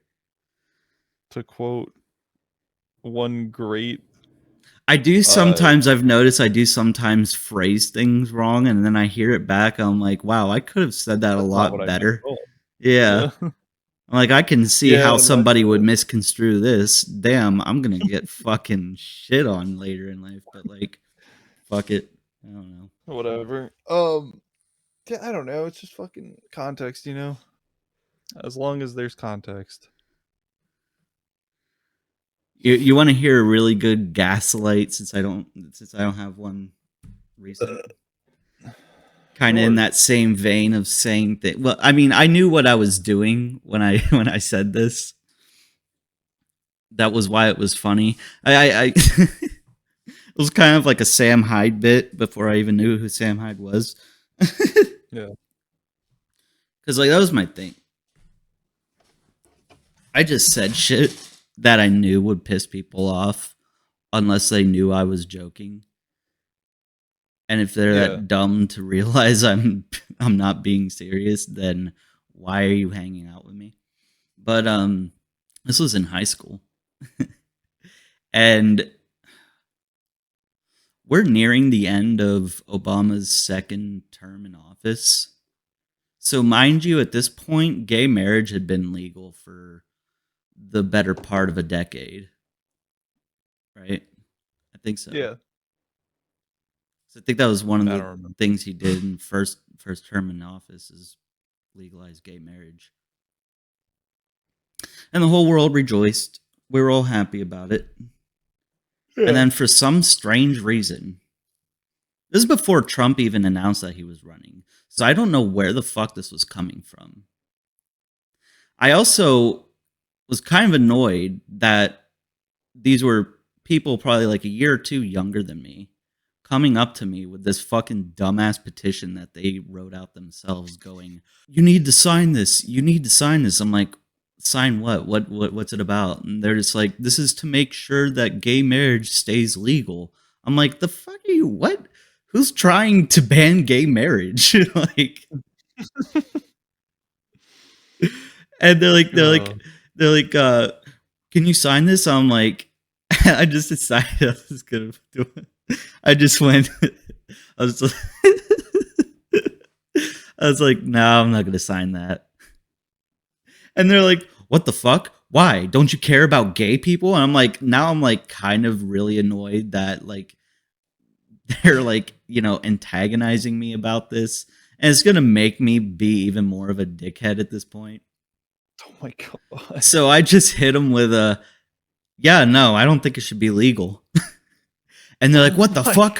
Why not? I'm like, because gay marriage is an abomination in the eyes of our Lord. And they're like, what the fuck, Will? I thought I knew you better than that. I'm like, apparently you don't, because I'm bisexual and I'm an atheist. So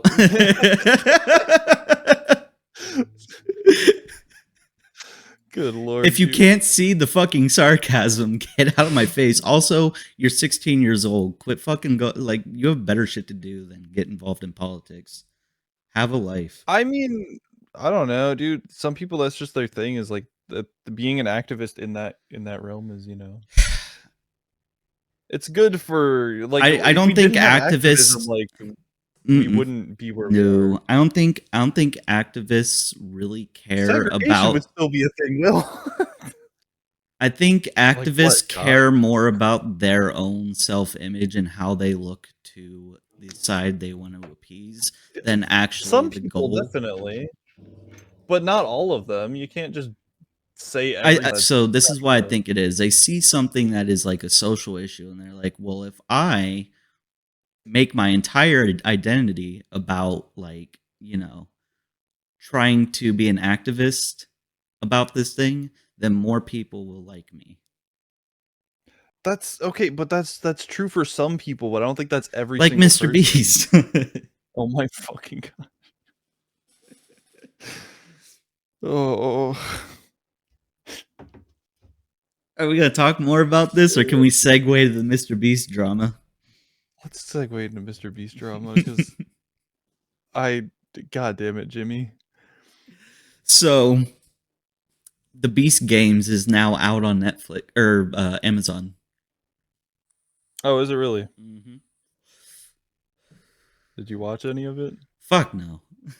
Oh, I watched the well, we gotta watch. I some of watched it. the shit show reviews coming out about it though, and oh my god, here's one thing I forgot to mention. I think I forgot to mention in episode 15 when he was talking about like the lawsuits that came out about like his staff handling like injuries and stuff very poorly on set.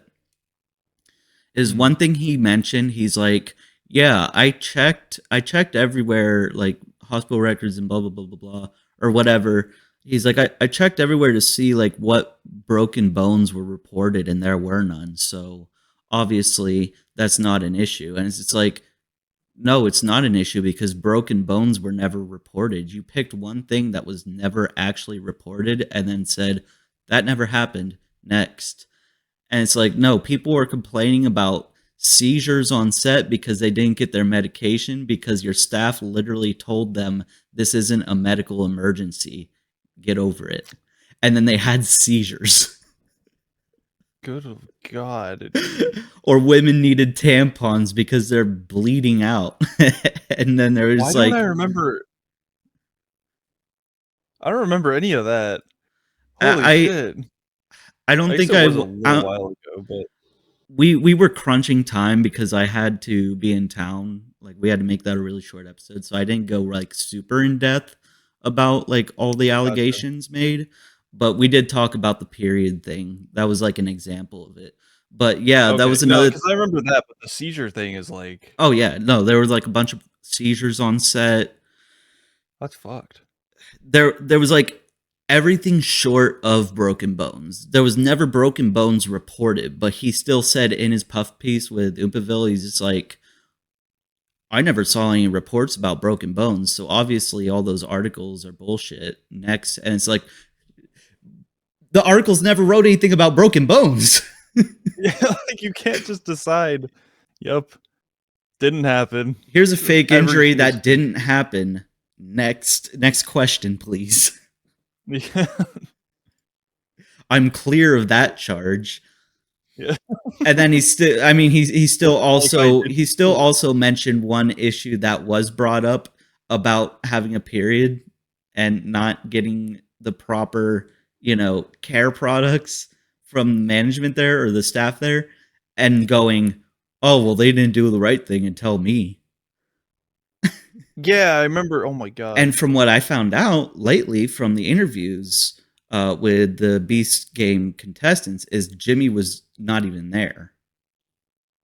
Like, why would he be? He has yeah. crew and staff and everything to make sure that, like, management and shit, to make sure that the Beast Games are going the way he wants it. He's not going to be there assisting 2,000 people. Right. He can't be there to answer the questions or needs of 2,000 people. So why would he be? So it's pretty Yeah. fucking stupid to be like, he didn't tell me, or they didn't tell me that they were bleeding. Nobody's gonna go to the top guy. If I have a problem with my health, I don't go to the fucking chief of the health care. Like That's the- what your staff is for. That's what your med staff is there for. And they told people your medication that you're prescribed to live is not a medical emergency. Go to sleep. Yeah, Go to sleep in this room full of fucking blinding lights. that's so fucked up. Um, Good lord. But Oompaville decided to dig an even deeper hole and interview all these contestants. And it was, I'm watching this shit and it felt like an even bigger puff piece for Mr. Beast because he's specifically interviewing people that seem to have come prepared to glorify this event. They're saying shit that like there was one, they're like, actually, there were a couple people who literally were just like, I think all these people who were reporting their health issues are just selfish and didn't realize what a great thing Mr. Beast was doing for them by giving them this opportunity. Oh my god. They need to be more positive about being allowed to do events like this. And I'm just like, oh my god. I'm like, these are fucking sociopaths, bro. Like, and Oopaville's just like, again, just like his fucking Mr. Beast interview, he's just like, huh, yeah, maybe they should. Yeah, that's a very good point. Anyway, on to the next contestant. And there was like one lady who kind of threw him a curveball. I don't think he was ready for it because this really felt like he was only picking out people who had nothing but positive things to say about it. And this one lady, apparently this thing is just a fucking Squid Game knockoff because it's set up the same way. It's like the same games and everything. They did this tug of war challenge where they even use the same setup where they pick out jerseys and their number is based on where they are in line or whatever.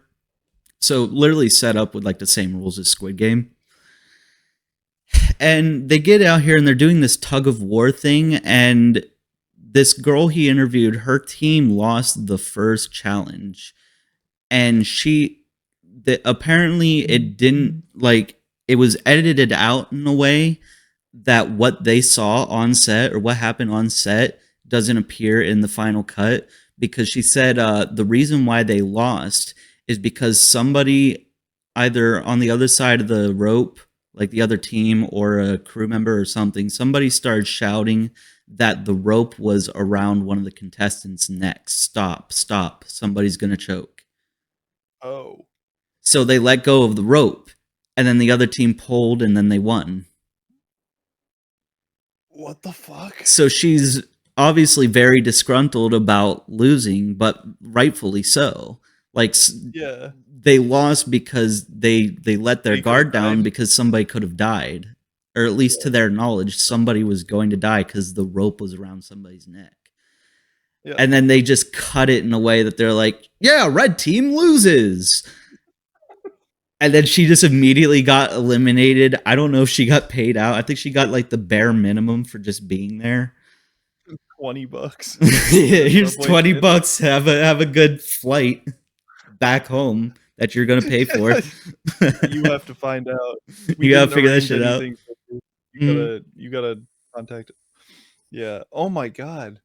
I didn't finish that What's Oompaville interview because like I got flooded with work, but I watched at least like a little more than half of it, and like most of it just seemed like he was only trying to interview people that were going to make Mr. Beast look better. Like obviously like shit talking people who were having seizures on Yeah. set and being like, they just don't know what great things Mr. Beast is doing for them. It's like, you are fucking crazy. You are insane. It was like an old lady, which is also really weird, kind of like Squid Game, like the old man on Squid Game. She was like 80 or some shit. And she's like, yeah, she's trying to be like a therapist or something. Like she understands everybody's fucking like subconscious thought and why they do things. And she's like, yeah, I'm almost certain that it's because they thought this and that and blah blah blah blah blah. And really they should just be more positive about this experience. I'm like, shut up, dude. I hate that so much Yeah. because it's like be grateful, yes, but also know when somebody is taking advantage of you or like treating you horribly. I also saw something, and I And think one of the people we interviewed even like a couple people mentioned this too. But there was something floating around too that they signed a contract that basically said we're willing to die for Mr. Beast. So essentially, if anything happens to them on set, it's just part of the experience. So that was Huh. another one of their excuses. Is it's like, well, they signed the contract, they knew what they were getting into. yeah. But at the same time, it's also just like he's a fucking madman. Didn't Harvey Weinstein's employees also sign a contract that said he can touch them during work? So why isn't Mr. Beast getting the same treatment as Harvey Yeah. Weinstein? Dude, yeah, like you can't just you can't have one and not the other. Cuz Beast Boy, his whole shtick is that he's supposed to be like this really nice guy who does like charitable things. Didn't he have like a whole era where like he would just hand out money basically? He'd go up to some random person Random on the street. subscriber, which actually turned Yeah. out to be his friend's nephew or something in a few videos or Yeah, whatever. I mean, it's like yeah, nobody's Which is actually another getting thing picked he up. just like avoided bringing up in the interview. He did like a blanket statement about that. Um, oh, and that's another thing he really fucked up in the interview because like um they brought up the girls versus boys challenge because Yeah. that was one thing they were calling out where all the contestants there were personal friends of his, and then one of the chicks on the girls team was his girlfriend, but he framed it as random subscribers. So What? he tried to wiggle out of that and say like he's like, yeah, so this happened like right at the height of COVID, and the idea for the video was that we were going to have 1,000 or 100 or whatever subscribers picked out to do this challenge, but some people got COVID and we didn't want to put other people at risk, so we ended up making sure our employees and friends were, you know, COVID free, and then had them fill the spots or whatever, right? But Yeah. that doesn't excuse it when he's setting up, because apparently some of the people who were there were randos who were thrown into there thinking that they're going to play a fair contest for money. And they just got beat out by nepotism. They were like, Props. I guess, yeah, no, they outnumbered, I guess, in a manner of speaking. The odds were set against the people who didn't know what was going on. It's still an unfair challenge at the end of the day. Yeah. That's not a cool thing to do when you run a show like that. Yeah. Like you have to be like transparent with everybody on set, because like if you're rigging the competition now, whether it's because you're doing it out of safety or not, you have to make that clear to everybody, especially the people there and your audience, that Yeah. this is no longer a real actual fair competition, because it's not. Yeah. Yeah. It's like no, somebody is banking that they might be able to get out of here with some money, so they might start doing shit that they wouldn't normally do and like really giving it their all or whatever. And then yeah, half these people just wouldn't even fucking play if they knew all that's really gonna happen is you're gonna be on camera for a couple of seconds, and then do they even get paid anything? I don't even think they won. Well, no, I just mean like the people that were in the competition just get anything from it, or I don't just know if they got it. Like that was never really said, as far, to my knowledge, whether or not they got compensated for competing or not. I hope they did, at the very Yeah. least, but still very scummy to put the odds against them without saying anything. Miso Beef ain't a great person. I mean, at that point, you may as well just scrap the idea. Yeah.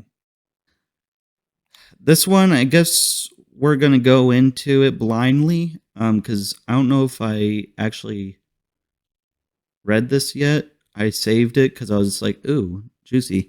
This is remember we were talking about Blake Lively, Yes. and then Amber Heard jumped in, and then it just turned into a bad omen because hearing And her then name is like saying Voldemort in and Hogwarts. then who was it? Fucking whose lawyer was like, We're she's gonna get sued into oblivion. this is gonna be the Oh. craziest lawsuit you've ever seen. You've never seen a lawsuit like this before.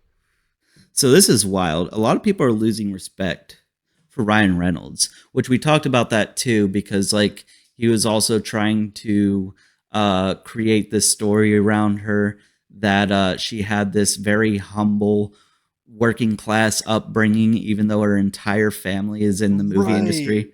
Yeah. Yeah. This one came up in my news. Ryan Reynolds tries hiding Blake Lively, Justin Baldoni case details. Ryan Reynolds and Blake Lively made a recent shocking claim against Justin Baldoni's lawyer. Ryan Reynolds reportedly wanted to request a gag order against Justin Baldoni and his legal team. This comes due to the fear that his and his wife's career might get jeopardized against the legal battle going on between It Ends With Us co-stars. Matters got messy when Lively and Reynolds also asked that a protective order be issued against Baldoni's lawyer, Brian Friedman, who they accused of launching a harassing and retaliatory media campaign against them.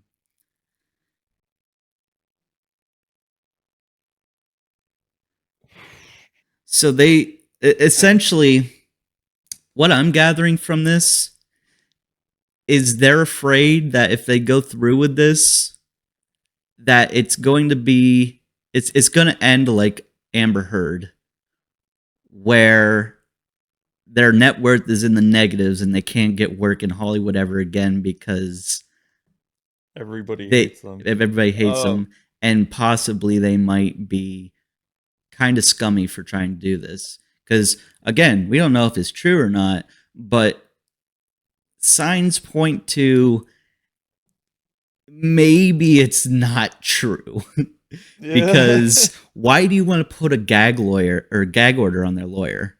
Why don't you want details about this from their side coming out? Yeah. You just want to paint Justin Baldoni in a bad light and not let him have an opportunity to fight back, essentially. Yeah. Which that's not how law works. And like, I mean, everything's You want, probably like, going to get settled in court nonetheless, but like whatever his legal team has to say in retaliation essentially is what they're trying to cover up by putting Yeah. a gag order on them. yeah. Which is it's the equivalent of when Epstein did not kill himself. Where he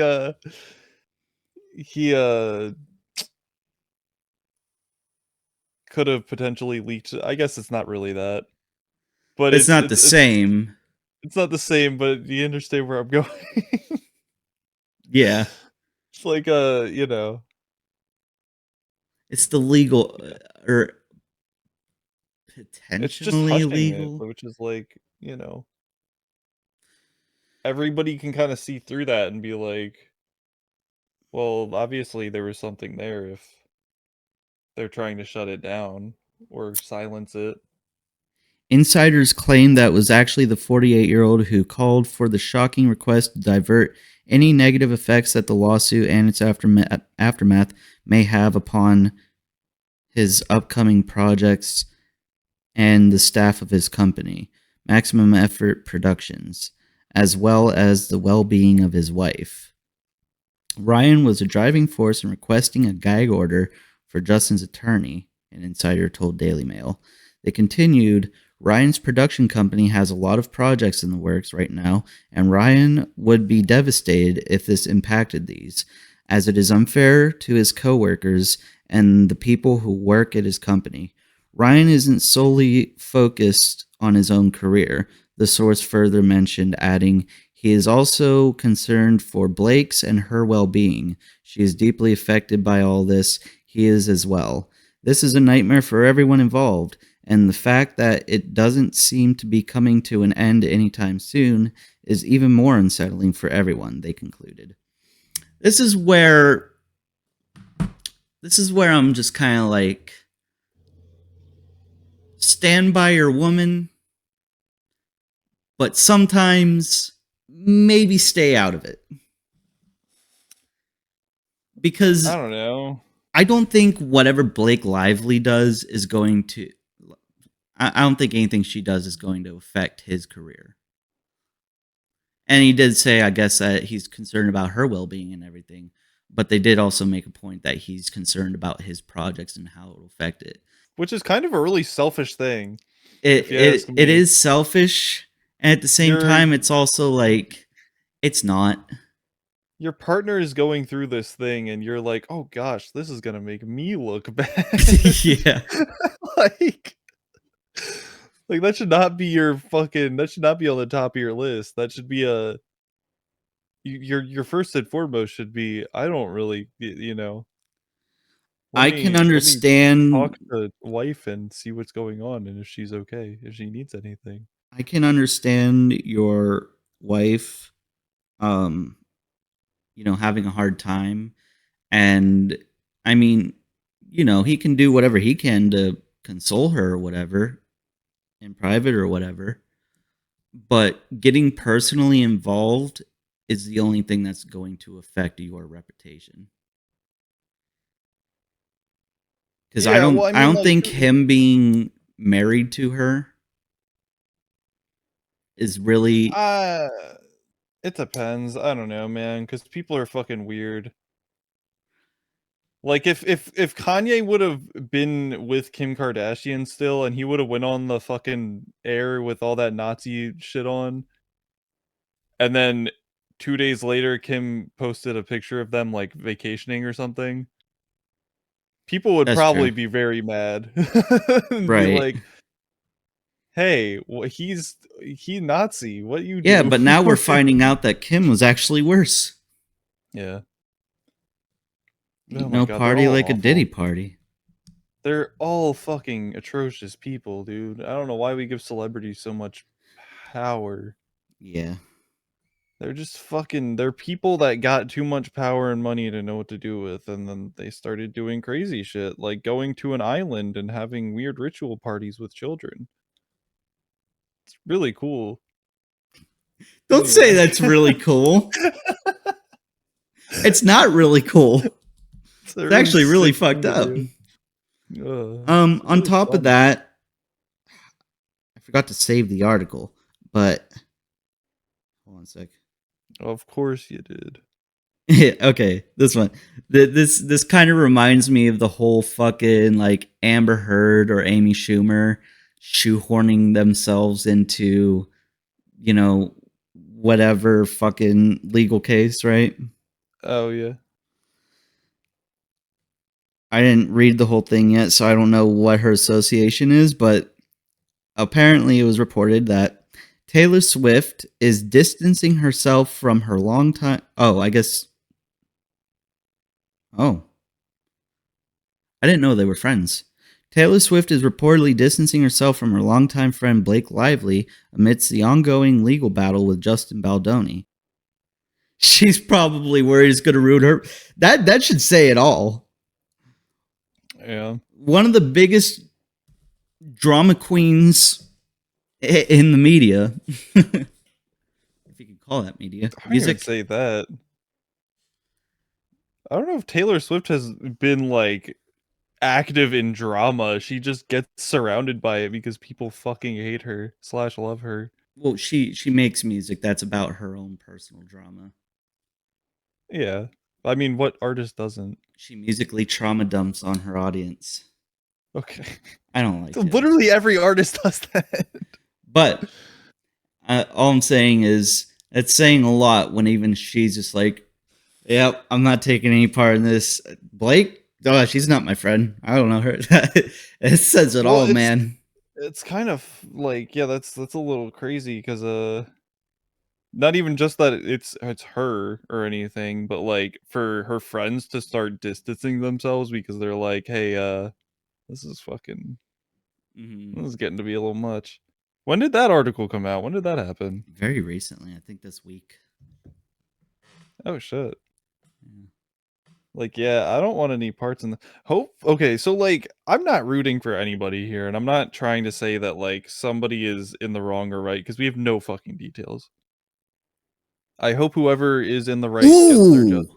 What? This one came out today, apparently, or within the last 24 hours. Blake Lively allegedly used Taylor Swift in a veiled threat against Justin Baldoni.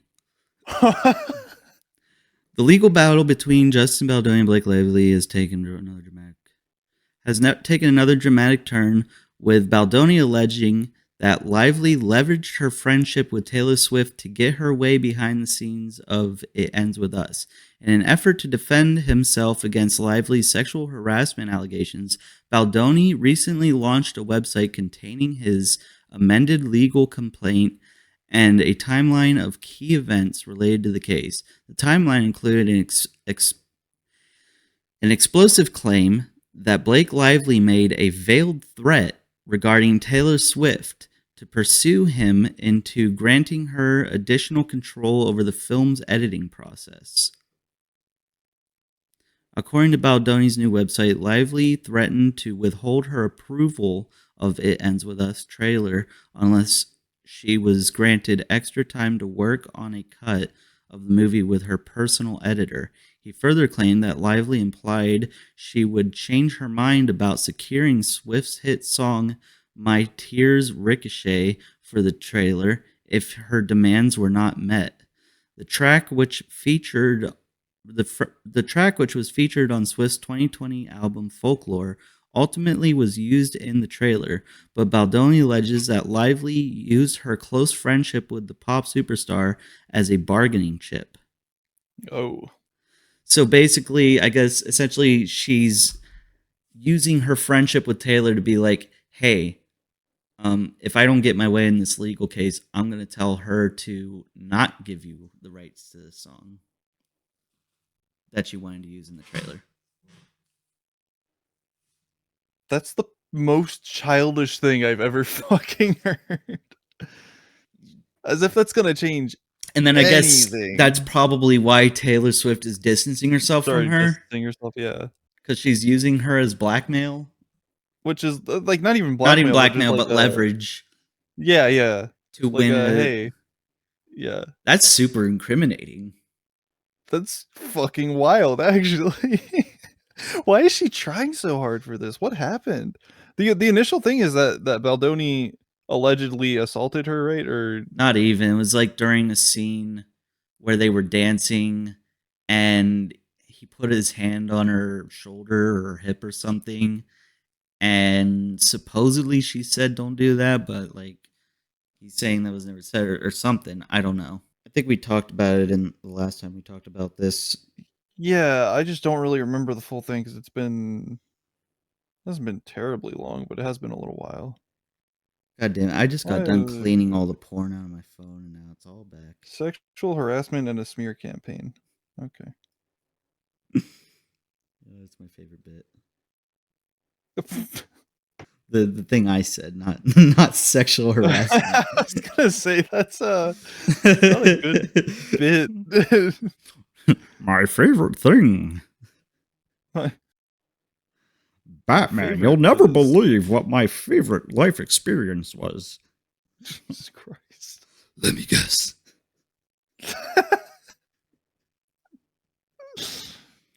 Oh. Oh, I don't think I told you this. So they No. apparently, despite knowing it was going to be a really fucking bad idea and then canceling all future projects about it, Disney decided that they are going to go forward with another sequel trilogy starring Rey Skywalker. And they used, get ready for this, they used fan theories from the ending of Rise of Skywalker. I don't know how much of it you watched, but there's a scene at the end where I guess Rey force repelled Palpatine's electric fingers too hard and she had a forced heart attack and died or something. And then that's when Kylo Ren crawls out of this fucking trench that he was thrown into. Don't know how he survived that, but he crawls back out of this fucking I mean, trench. how did Palpatine survive the initial, whatever? Oh yeah. I guess he survived the same way, None of it but makes any you know, sense. with his fingers intact. Okay. He grabs Rey and force heals her, right? Because that's a thing that they introduced in the last movie was force healing. Yeah. It's like fucking healing magic, dude. Come Yeah, on. yeah. Oh, dude, that was a big thing. I didn't know you didn't know about that. No. Oh yeah, it like completely retcons the entire fucking franchise because like if that was a thing, why is Qui-Gon dead? Why is Mace Windu dead? Why is anybody dead if they can just be force Yeah. healed? Oh god. Well, okay. why is Darth Vader dead? If Luke was like the most powerful Jedi at that point and knew everything, Maybe why didn't he maybe force they- heal his father? fucking didn't know how to do it. It's like when they unlocked fucking magma bending and shit. When they unlocked the ability to understand force ghosts. Yeah. I mean, at least they did a better Anyway. job at explaining that. But Disney Yeah. just they go off of fan fiction writing, and then they're just like, yeah, let's not explain why it works. It just Let's does. let the fans write this one. Yeah. They took the fan theory that Palpatine was Rey's grandfather. They completely ripped that off from a fan theory from like 2015 or 16. What the fuck? Yeah, that was their Hail Mary to save the franchise. Like, let's make this thing that everybody's been speculating true. Yeah, exactly. Ugh, whatever. But yeah, so when he force heals her though, he places his hand over her stomach. So all the Reylo fans were speculating that he force impregnated her, right? Yeah. Wouldn't you know that the entire plot of this new trilogy is that Rey is pregnant with Kylo Ren's baby? It's the actual. They showed like a teaser at like D23 Expo like last year or 2 years ago, where Rey just emerges from her like Tatooine hut or something with a whole fucking pregnant belly. Oh my god, there's no way. It's the plot. That's the fucking plot. There's no way. It's just like, what are they gonna do now though? Because like Mark Hamill retired because he's done with this shit. He's been very vocal about how much he hates it. John Boyega also, he's tired of being used as like, for pandering. He wants to just be a character and not just a black character, you know? So he's done with Disney. Yeah. Fucking Carrie Fisher's dead. Peter Mayhew's dead, but like I guess they found somebody to replace Chewbacca. Yeah. I doubt Harrison Ford is going to agree to doing it.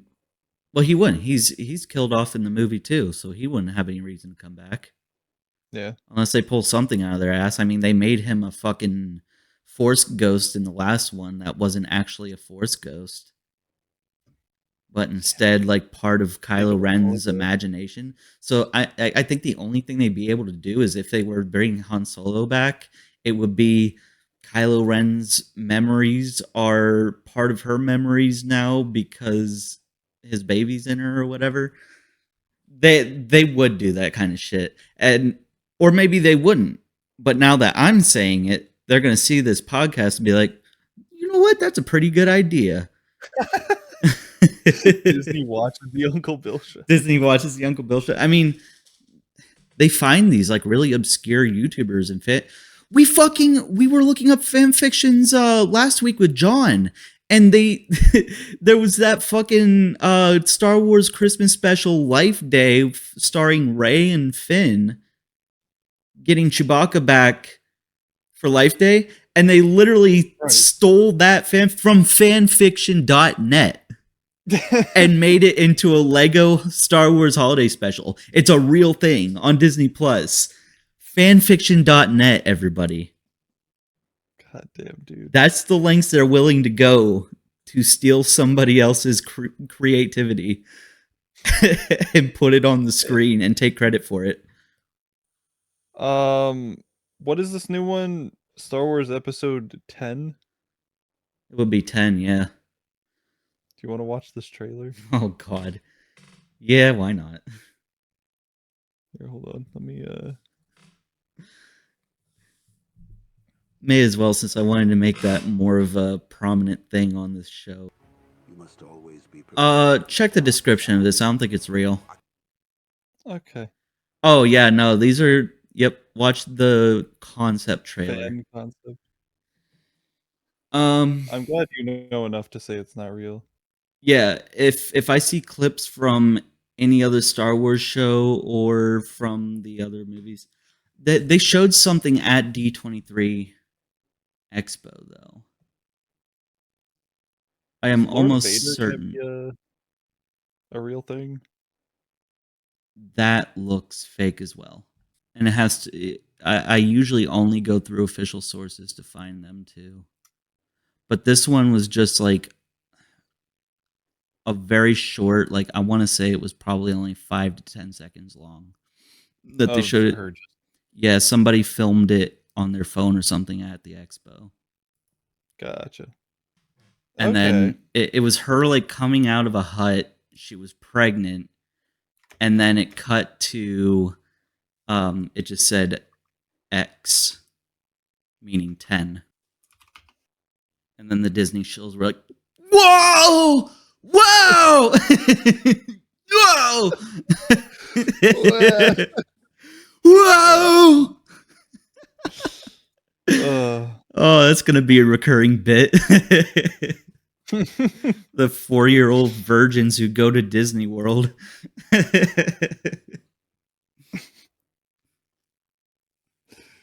Holy fuck. That's another good, like, if you want to see how fucking depraved actual Disney fans are. I hate Disney adults, dude. Okay, so you know. Have you watched Meat Canyon talk about them? Yeah. Shit's wild. I don't know. It's like, it's cool. Like, they love Disney so much, but they also make some bullshit lawsuits just to get money from them. But then there's other lawsuits where they were totally fucked. Did you hear about that one where that guy took his wife to a restaurant on a date in Disney World? And this place was like known. Oh my God, please tell me you heard about this. This was a huge deal. I don't remember, but I might have.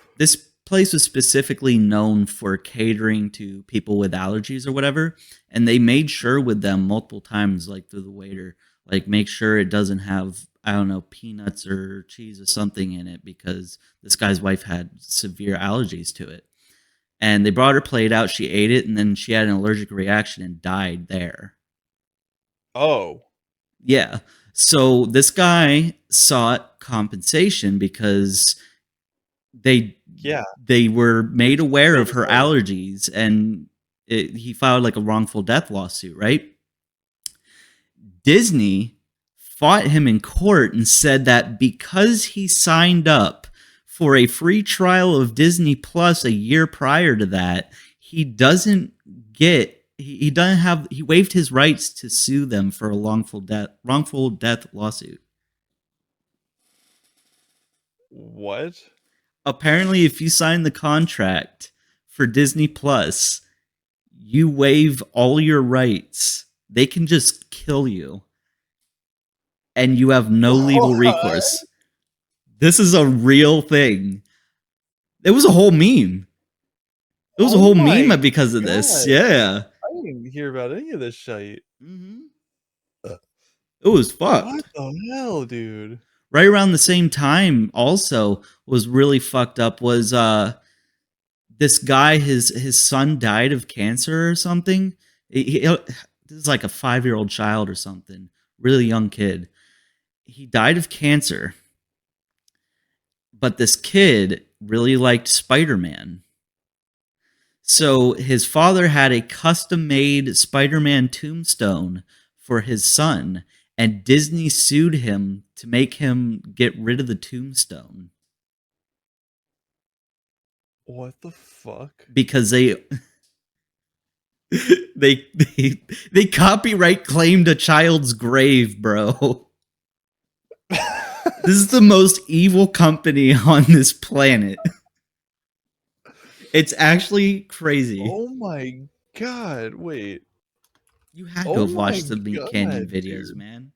He made a whole fucking thing about all these lawsuits. Yeah, I don't keep up with this at all. It's fucking twisted. It's wild.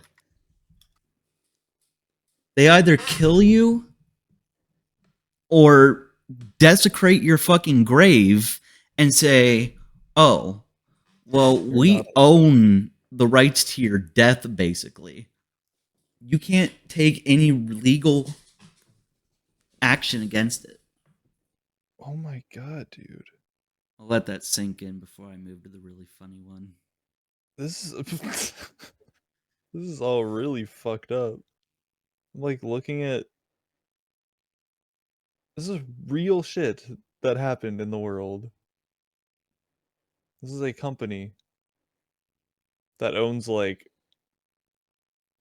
oh god. Well, we're both not suicidal. You don't have Disney Plus, right? I might have signed up for a free trial. Fuck. I know. Oh god. I Say did it goodbye to to your watch show, shit. dude. I did it so I could watch Star Wars while I was living at my grandparents' place, and Damn. yeah, I So should have weird. just fixed the VCR and watched the hard copy. Yeah. So now, Well, if the Uncle Bill show ever takes off, they now own it. So not until I die, Tristan. okay. Anyway, They'll that's figure out that's a way. really fucked up that these are real things that are happening. I'm sad that I didn't even know about it because I just don't pay attention, but I think Universal is like a Disney competitor, right? yeah, I believe so. And they Yeah. own the rights to Mario, right? Do they? Yeah, because they just released that Mario movie. I'm pretty sure that was under Universal. Blue Sky. Yeah, no, that makes sense. It's Blue Sky, right? The Holy animation fuck, company Game's not behind the Minions or Gru. Despicable Me. Maybe. So let's just say Mario takes a warp pipe to the magical world of Disney, Yeah. and I'm not going to say any names, but a very powerful CEO just happens to be walking down the street in Disney World. And,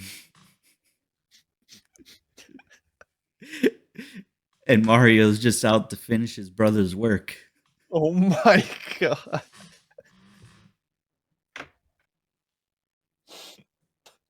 Am I allowed to say that?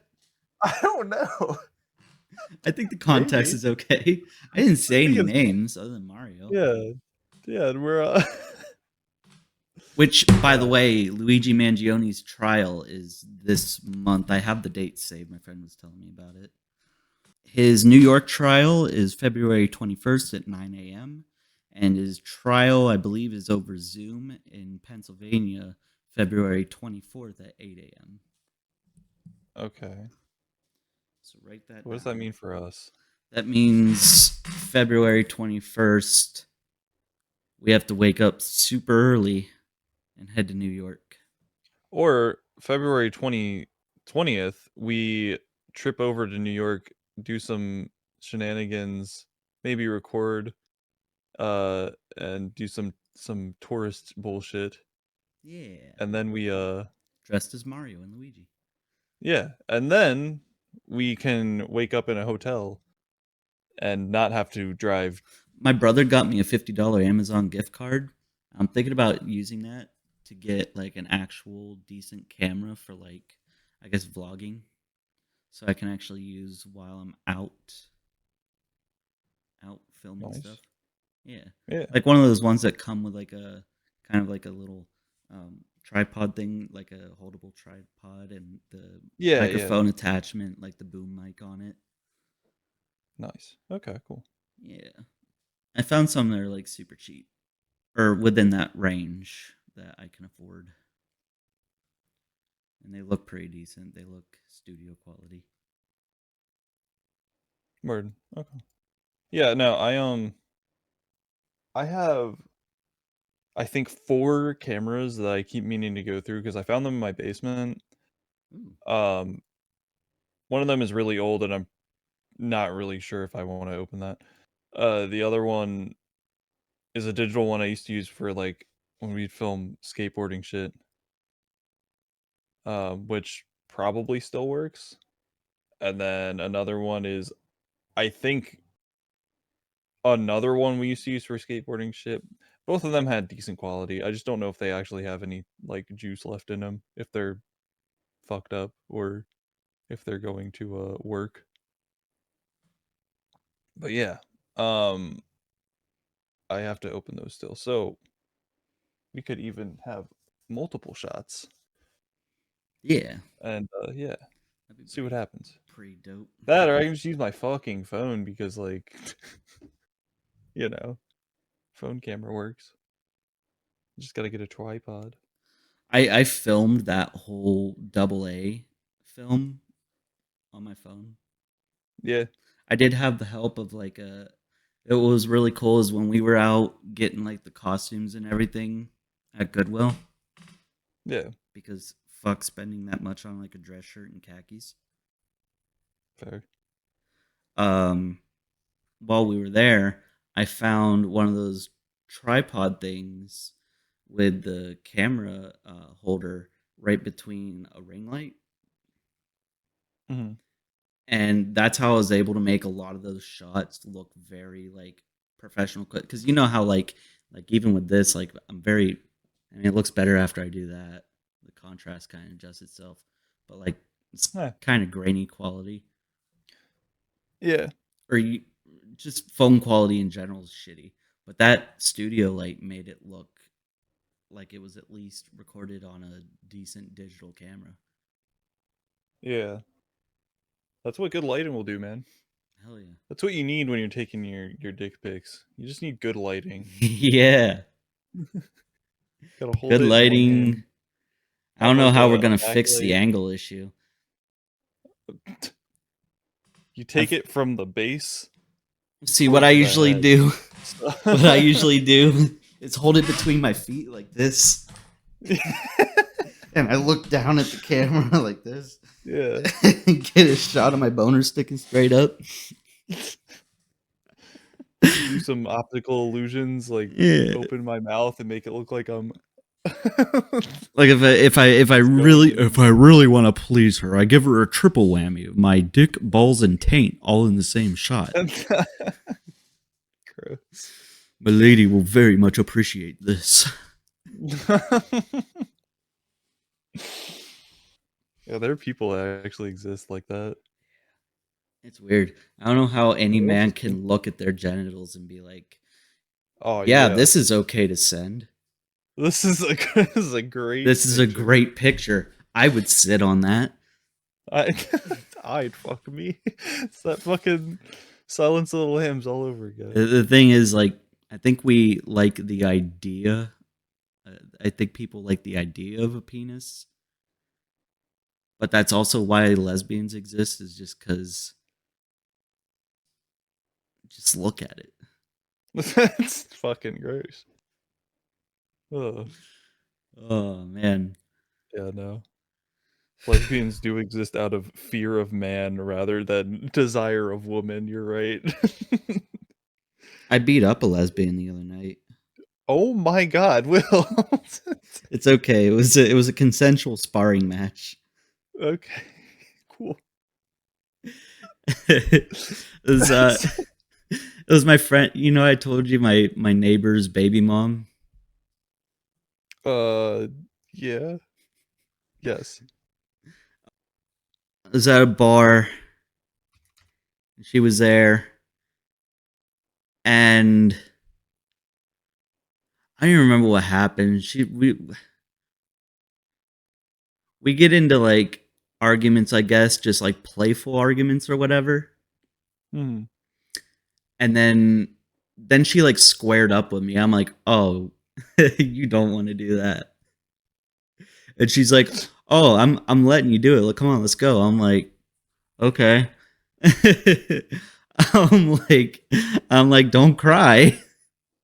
I barely hit her.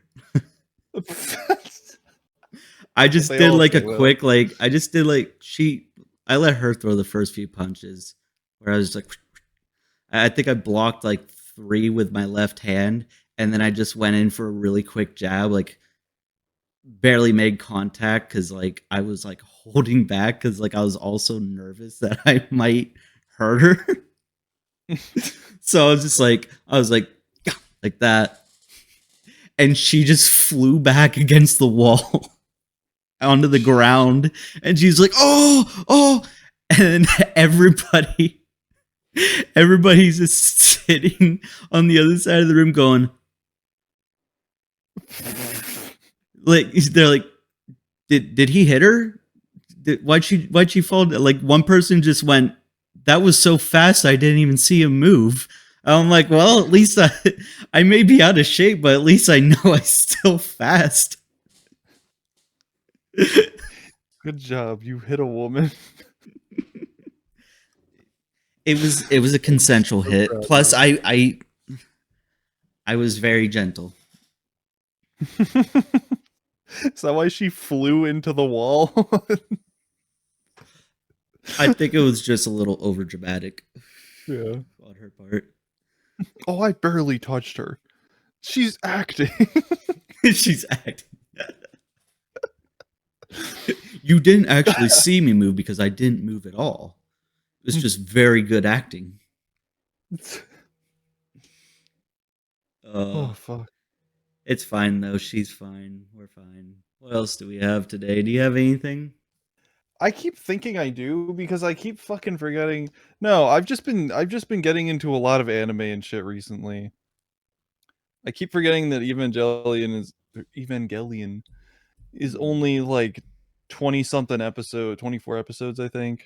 Yeah, you can get And through it then- in like a night. Honestly, that's what. Dude, I keep forgetting that, so I keep starting other anime. And I started Steins Gate, which is really good so far because I never watched it.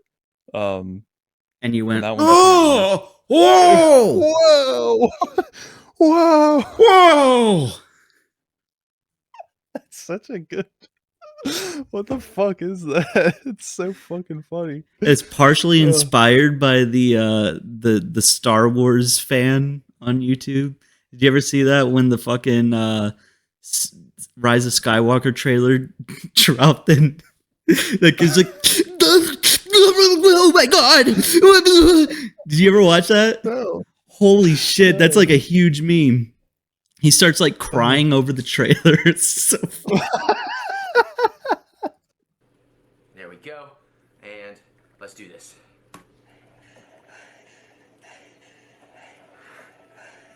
The breathing. That's from the trailer. He's doing it too. Yeah, I know.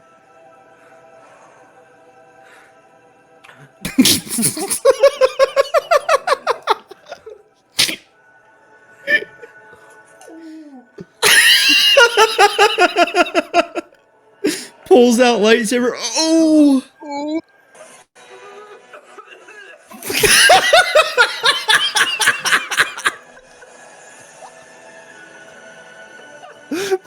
Why did he almost throw up? he did that thing that like toddlers do when they're about to pee. They go, Jesus Christ, dude. oh!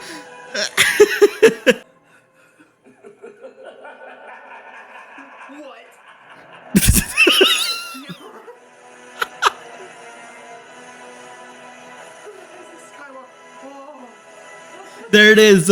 Oh! Whoa! Whoa! Yes! Oh my god. How do they make this more and more epic every time? How do they make this more and more epic every time? Dude, I gotta say, I wish I was that passionate about something. I do anything in my too. life. I do too. But Holy like, I shit, that also is am so glad it's not fucking the Star glad. Wars sequel trilogy. Oh, yeah, no, same. Good lord, this is extremely wholesome and really fucking. It's so fucking funny though. There's no way you can watch that and not just hit my desk. Okay.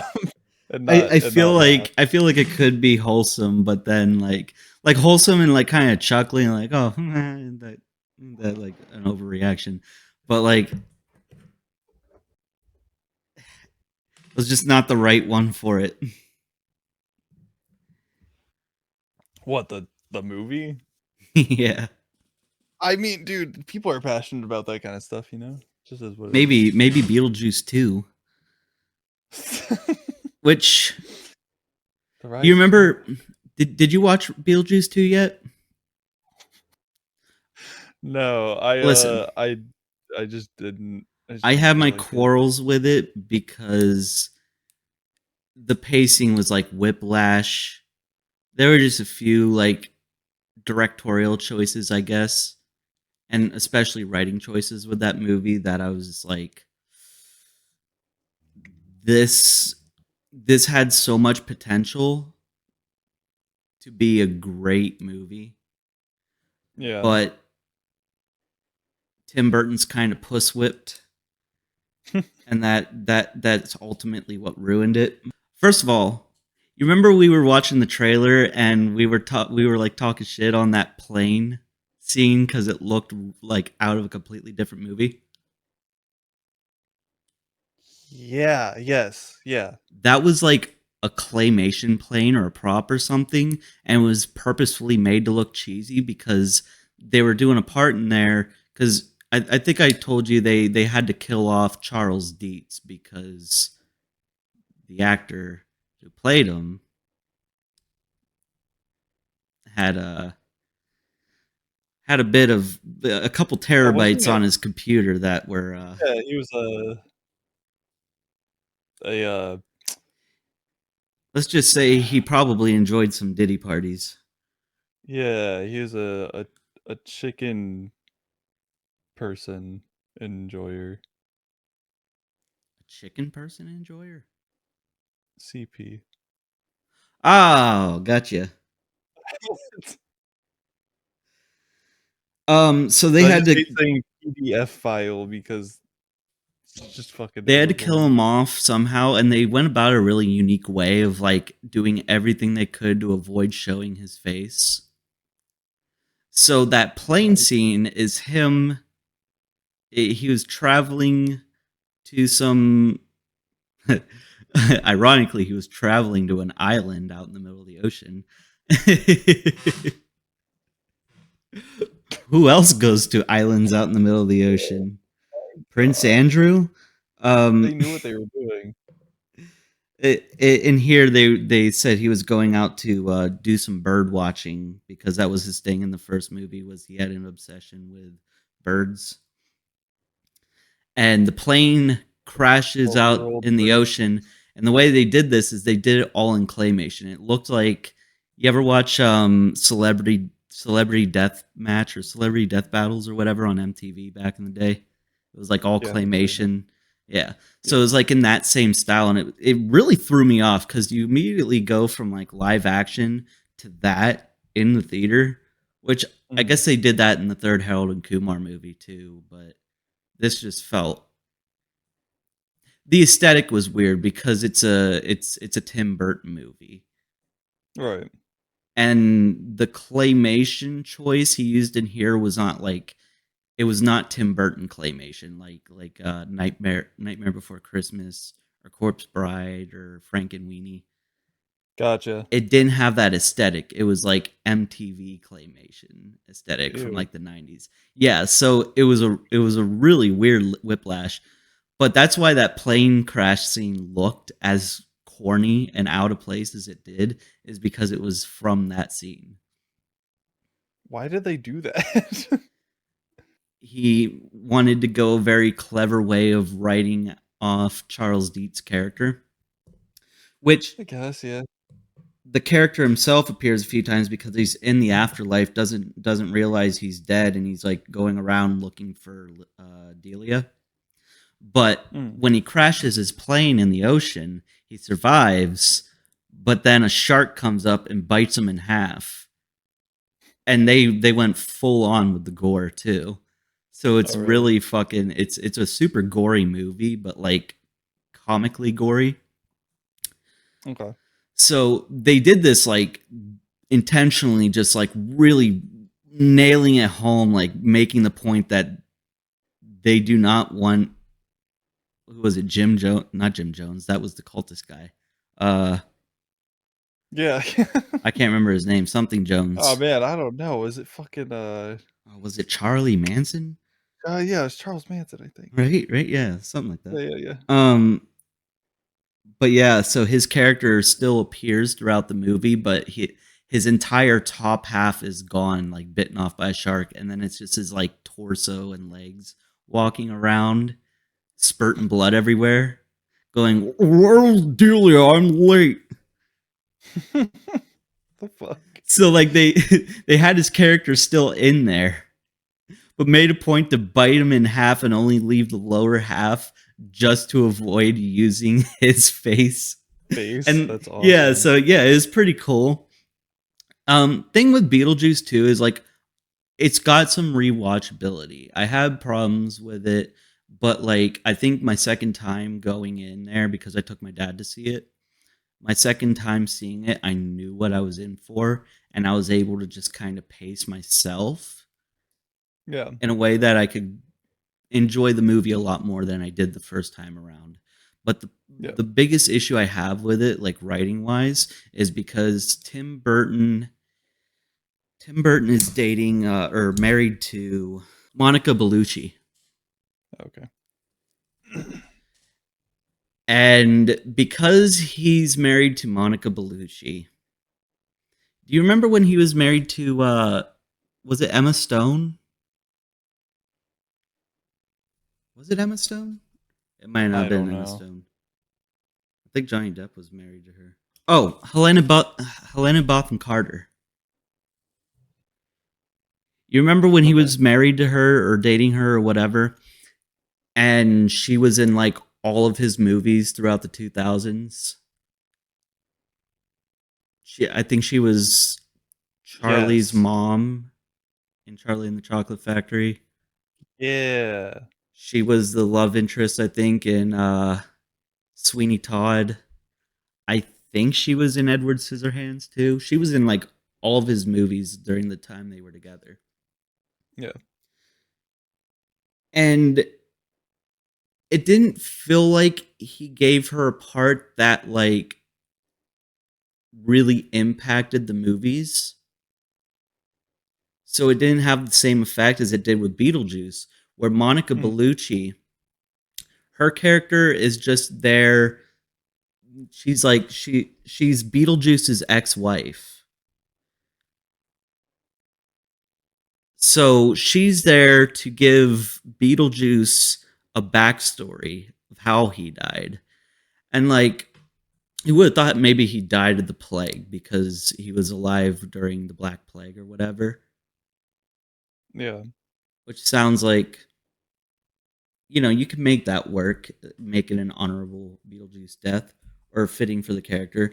But instead, they did it. They did again a really weird, complete directional shift where it went from Beetlejuice aesthetic, and then it cuts to he's explaining his backstory, right? Like, or explaining his ex-wife because he found out that she came back to kill him or take his soul or whatever.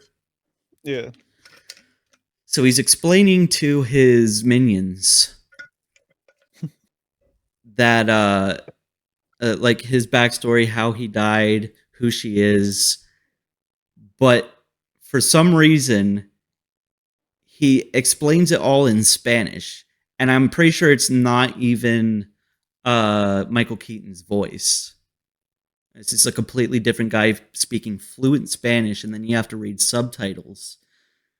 And then it cuts to a scene where it's in all black and white, and it's a completely different directorial like vision, I guess, or aesthetic. Mhm.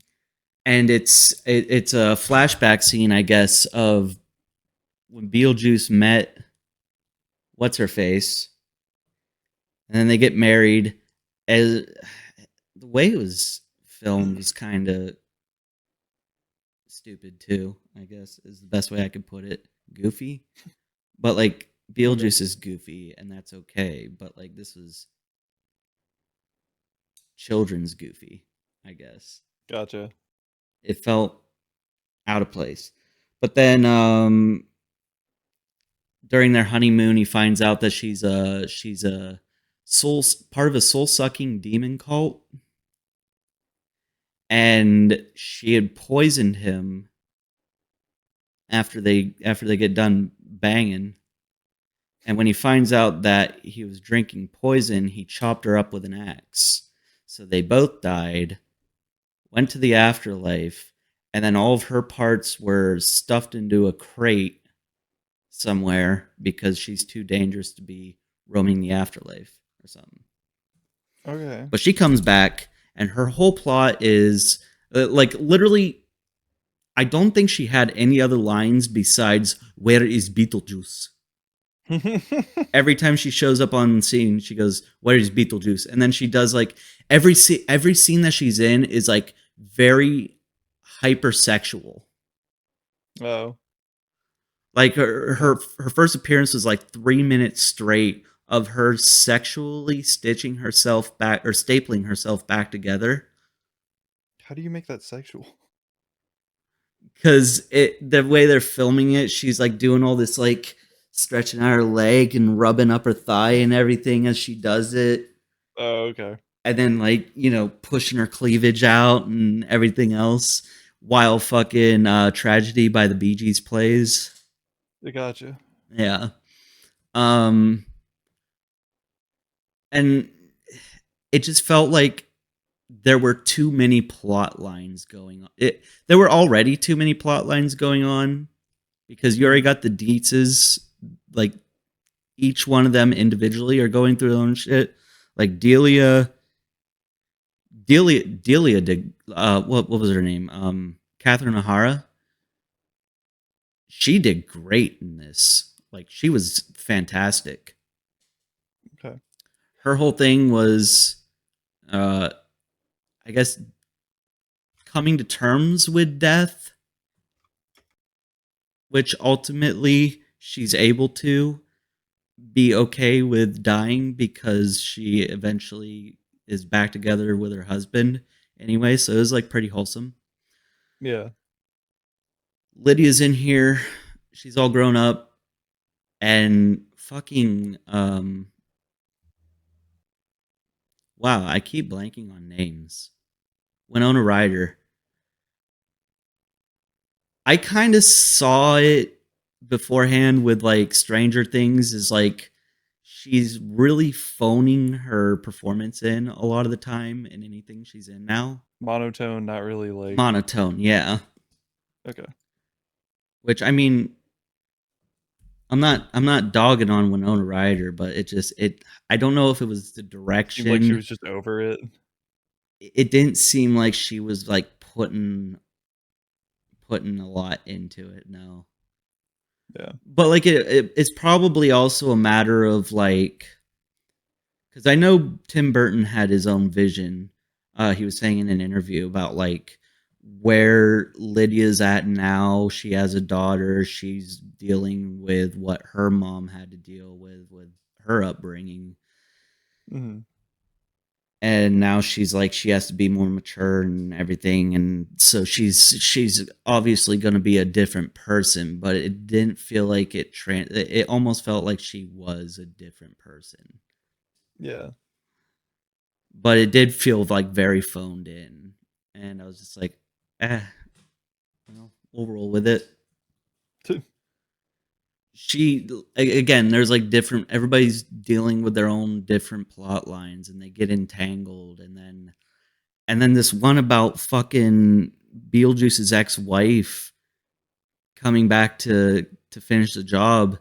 It was just like shoehorned in there, and it really had no place. And at the end of the movie, the way it ends, her being there just kind of ruined it.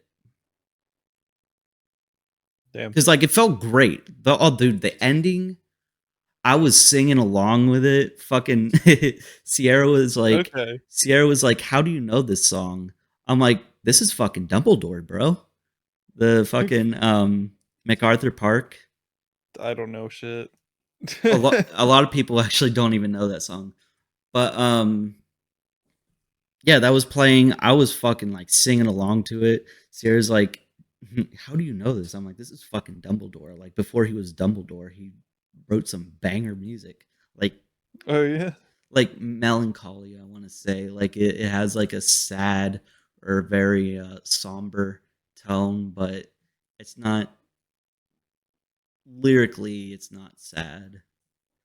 It's just you'd have to listen to it. It's pretty.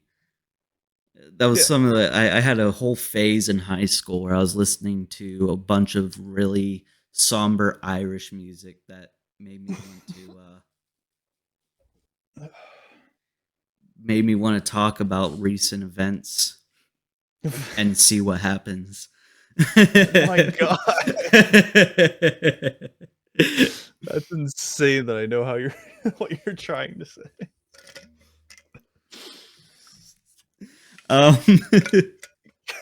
Anyway, no, you've never never have been and never will be. No, not at all. No. So yeah, it was, every time the scene is just so fucking good.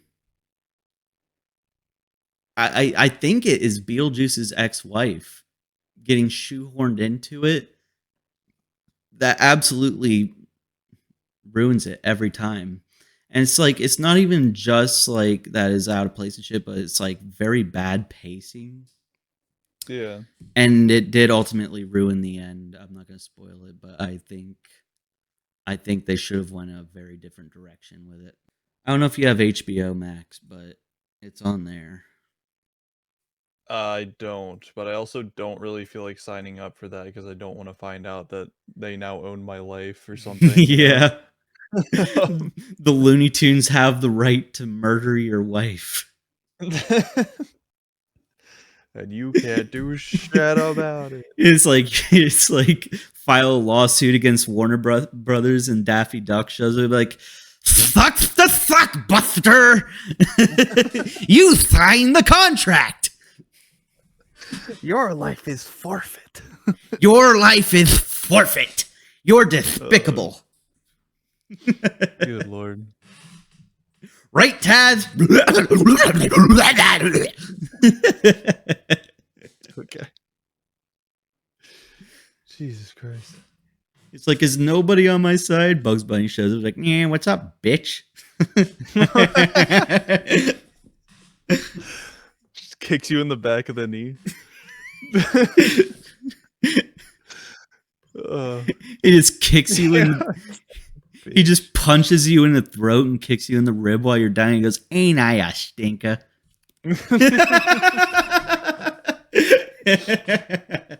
Holding a knife to your neck. Ugh. There's like a crazy fucking smile on his face. No, he literally shows up, arms out like this. He's like, what's up, Doc? What's up, Doc?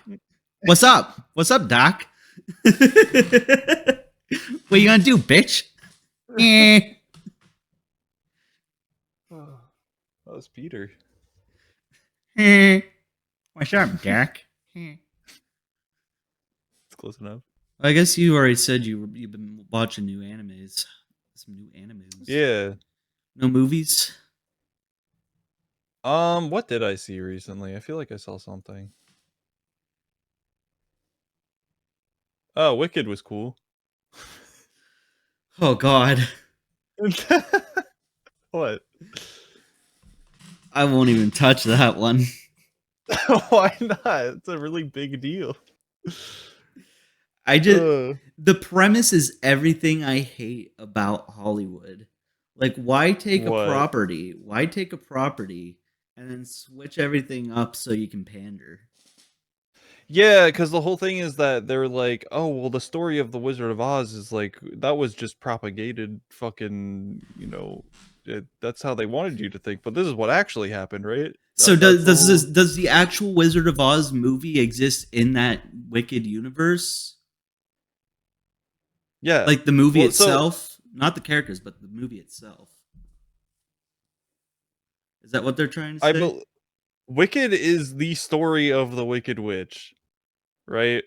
So this is just her prequel. And like how she became known as the Wicked Witch, and why. So it's basically like in the beginning, because Ariana Grande comes down and says the Wicked Witch is dead, and all the townsfolk are cheering and everything. So it's like the end of the Wizard of Oz. And then they ask her, were you her friend? I heard you were her friend. And then she says, well, and then she goes and tells the backstory. Have you seen their oh. interviews surrounding that? Like they act like they're in a cult. What? Dude, yeah. Watch like Ariana Grande and what's her face fucking like trying and promote the movie. It's like it's so creepy. Yeah, I don't know. Promotions never go well because They never and go also well. Ariana Grande is like, But this one was just like, I'm concerned. it's just at gunpoint. I feel the same way about Wicked fans as I do about people who enjoy Chick-fil-A. I think it's a cult. I think it's insane that Chick-fil-A still has like so much business from young folk, even though the CEO is blatantly homophobic. Yeah. And like I watched a video. Yeah, no, fucking Moist Critical, young Charlie man shows up in my recommended, and I say, huh, what's this? And it's about this dude who does the food reviews. And he said, yeah, Chick-fil-A's new fries are trash. And Charlie starts saying, I just had Chick-fil-A like 2 weeks ago, and it wasn't that bad. I'm not sure. Maybe they just changed it. And I fucking sat there and said, why are you still eating there? That place is like you're directly supporting the enemy. What the fuck are you doing? I especially don't like their fries. They're like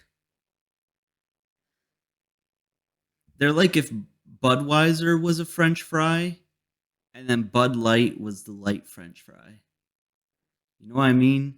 There's nothing to it. If you want Yeah. good waffle fries, go to Wings Over. They got some fucking excellent waffle fries. There's so many places you can go get waffle fries, and they taste so much fucking better. Fucking Chick-fil-A fries. Ugh, God, ew. They're so. Chick-fil-A in general. I had Chick-fil-A once in my life, and it was just mediocre at best. And I was had like, it "Dude, you once, can and I was like, literally I go to, do like." not want to eat here ever again. Yeah. I forget what the fuck I got. It was got like popcorn chicken or something from them. I got like chicken nuggets or something. This is years ago when the Chick-fil-A here first opened. And I was like, oh, I guess I'll try it because my girlfriend at the time was like praising it. And I was like, how do you eat this? I'm pretty sure I found a foreign object in my chicken nugget. I don't know if I can say Yeah. that legally, actually. They'll probably. Let it be known that I did in fact find I think that's one of those Foreign things object where in my they will chicken. sue me if I don't have evidence of it. Or cease and desist. But Yeah, I don't know. I just fucking like, why do people still like? It's literally people still eating there didn't and they being like, didn't they "You make it a guys gotta stop policy one supporting the time? enemy." I don't remember if it was like a policy or if it was just the employees, the fucking brainwashed cultist employees that worked there, who fucking kicked homosexuals out of there because they don't agree with them. Something like that. I don't know. Oh my There's a god, lot I of knew a fucking- kid. Holy shit, I knew a kid. I worked with him. I'm gonna choose my words carefully. Let's just say I worked with him somewhere that wasn't Chick-fil-A, but he also worked at Chick-fil-A. And shit, I was having a conversation with him and my boss, which was weird because my boss like acted very like open-minded, but as soon as I said something about like I'm bisexual or whatever, they both like give me this fucking look like, and they legit like jump over the counter to distance themselves from me. I'm like, what is the problem? What the? They're like, fuck? oh, you're like that? I'm like, dude, it is 2024. What do you mean? What the hell is going on? They're like, oh, I'm just surprised. I didn't think you swung that way. I Also, like, find not like you just told them that you support Nazis or something. Like, right. I didn't think you were like that. It's like, They what does it acted like matter? they acted like I pulled a gun out in the middle of work. Yeah. Yeah. Like, oh yeah, no, I'm actually like pro. Never mind. I can't say that. Yeah. I don't want to get. Still Oh, gonna you have clipped to out of censor that little bit that you said. Yeah. You can just add some. Yeah. I'm actually pro Predator. I think they're really cool people, and then just. Honestly, the aliens are the bad ones. But it's just. why Predator does that was change- just Yeah. Why does that change anything about you though? For them, that's just insane that they're like, well, this is different now. I don't know if I can. It's like, but you See, literally didn't know 10 minutes ago. and when I nothing was heard those different. those cases of like, you know, blatant homophobia from Chick-fil-A employees and shit, I thought like maybe this was somewhere in the fucking deep south where they don't tolerate it. And you know, that can't be everywhere, right? And of all fucking Right. places, I think I've met 2 Chick-fil-A employees who were both just very like, oh, what? Cocksuckers? No. Men. That's a sin Man. against. I mean, I'm pretty sure, like even now, that like in church they don't preach that like anti-gay shit anymore, or at least not around here, Not in our yeah not in our direct not in our neck of vicinity. America. Yeah. Can you imagine that shit in Pennsylvania? Chick-fil-A. Yeah. It's a fucking cult. That's what I'm saying. Dude, it really is, dude. It's so fucking weird. People are so like, oh, this is the best place. I gotta go here, and oh man, it's Sunday. Dude, I it's can't get so shit bad. done. They It's had to so- they had to extend their parking lot and shit just recently because it was so bad that the drive-through line went circled around the building, went out of the parking lot and all the way up North Atherton. So when you come into town, you're blocked from going down North Atherton because of all this fucking traffic backed up at Chick-fil-A. I'm like, what are these people? I'm like, there's no way. Like, their shit is so mediocre. Oh, There is no reason for this to be this bad that it's actually just obstructing go traffic. somewhere else, like anywhere else, literally anywhere else, anywhere that serves chicken. And I guarantee you can go to your local pub, and they probably Dude. have better tenders. McDonald's has some good chicken nuggets. You know, you can get 20-piece chicken McNugget and a basket of fries for $8 at McDonald's. That's fucking insane, actually. That's insane. I can't I even finish that honestly in one can't sitting. McDonald's chicken nuggets. To me, they just but They I changed don't their like recipe, like the breading. At least I'm pretty sure at my McDonald's, at least, where like it wasn't even the bread, like the filling that they use, not because it's not chicken, but the filling that they use is just like, I don't know. It's a I don't rubbery- know if you can legally say it's not chicken. It's fine. I'll look into it before I decide whether or not I'm going to censor that. Don't censor me. Let me freedom of speech, baby. Oh yeah, you're right. Let me out here. That's right. Elon Musk is in office now. If That's they really another. wanna do something, That's another funny I'll thing. fight. Did you see that? Like well, it was that Sam Hyde Dear Elon video he was talking about. He's like the fucking martyr of free speech, but then he like blocks anybody who challenges his opinion or whatever. Yeah, well, that's because Elon is a big fucking man baby. Like, he's just actually a stupid toddler in grown man clothes. Anyway, that's It's just a how I good feel thing I about it. don't have Twitter. I have Twitter. I just don't use it. I also think that is the stupidest business decision he could have ever made. Yeah. Twitter was fine. Does Twitter even advertise? Like, what revenue do they get? I mean, they do, like, I mean, I guess now you have to. because there's so much. That's probably traffic why through he there. made people pay for a blue check mark. So, because he realized it was a bad investment, and he wasn't Well, making anything back on it. No, because people like companies can pay for ad space basically, where they can pay for like, hey, put my. It's like when you're scrolling Instagram, you get the sponsored posts, Yeah, shit like that. I Um, wasn't sure if Twitter had that or not. I believe so. I mean, prior to him even having it, because like that would indicate like whether or not it's a good investment. Yeah. No, I think they do. I don't know. I've That just could be never used retarded, Twitter, so but- I have no idea. Anyway, That's always just been a huge cesspool I don't want to be part of. I mean, the whole internet is. How did we get into Chick-fil-A? What the fuck were we? even talking They're about? fucking retarded. I hate them. I hope it comes out that they don't use real chicken, and that they're actually using babies or something. I hope they order a pizza. Dude, I hope. I hope the CEO of Chick-fil-A orders a pizza, dude. a genuine Italian pizza, and Luigi delivers it to him. All right, okay. I don't know if. Are we ending this?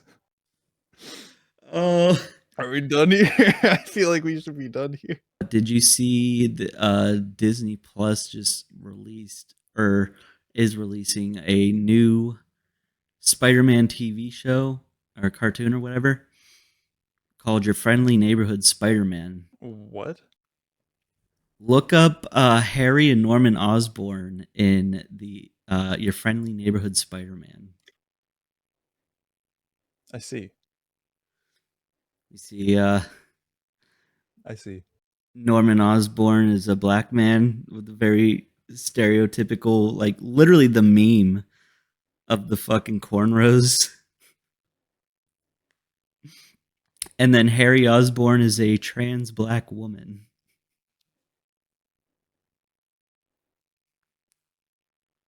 Can we end the episode?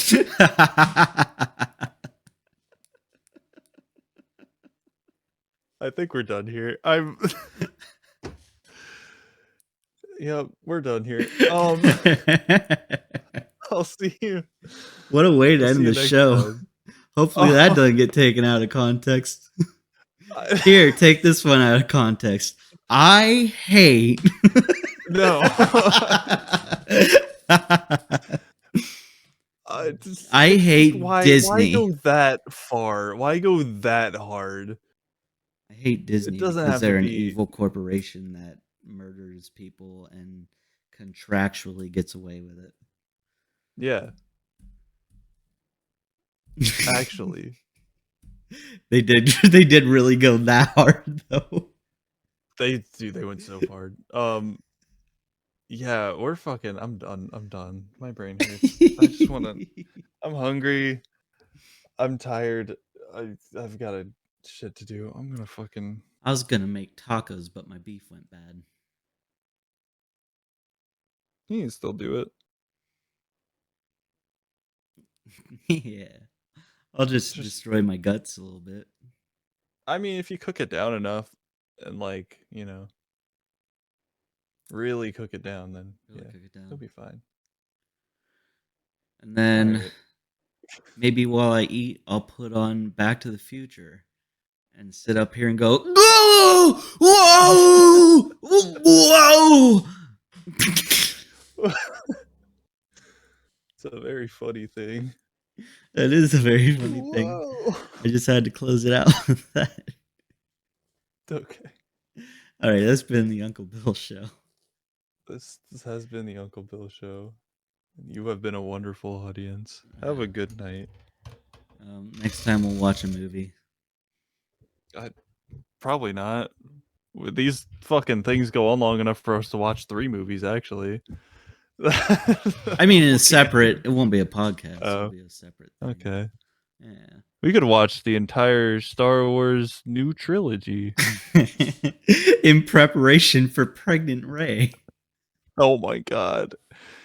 We should go to that theater dressed as pregnant women. We'll go to the theater dressed as or wait, no, it would be better if it was you. So I'll be Pregnant Ray. And you can be Kylo Ren. What a horrid idea. And we'll walk in there and you can be holding Absolutely you can be a horrid holding my idea. belly the whole time. I'm gonna puke, dude. Ugh. And we walk up to order our tickets and say, "We're expecting."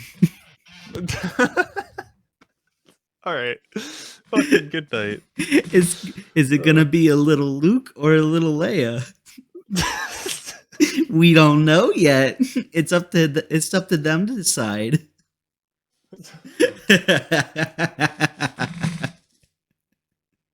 Our all-father Disney. Yeah. Anyway, two for Ray gets pregnant, please. Ray gets pregnant. Star Wars episode. Star Wars episode 10. Ray gets Ray gets fucking railed and impregnated. Star Wars episode 11. Ray gets an abortion. Young Skywalker chick takes a big Kylo Ren. Star Wars episode 12. The failed Skywalker. And essentially it's just it was a failed abortion and it grows up and it tries to murder the Jedi, especially Rey, God. because he's angry that she tried to abort him. There we go, Disney. Take that idea. Okay. It's a perfect done here. trilogy. That's how about oh, you enjoy that lawsuit, I don't know. Take them to court.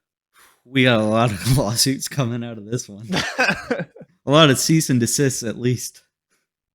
Oh. Okay. It's been a good talk, though. Yeah. Dearest audience, My head hurts. farewell. Farewell. ba.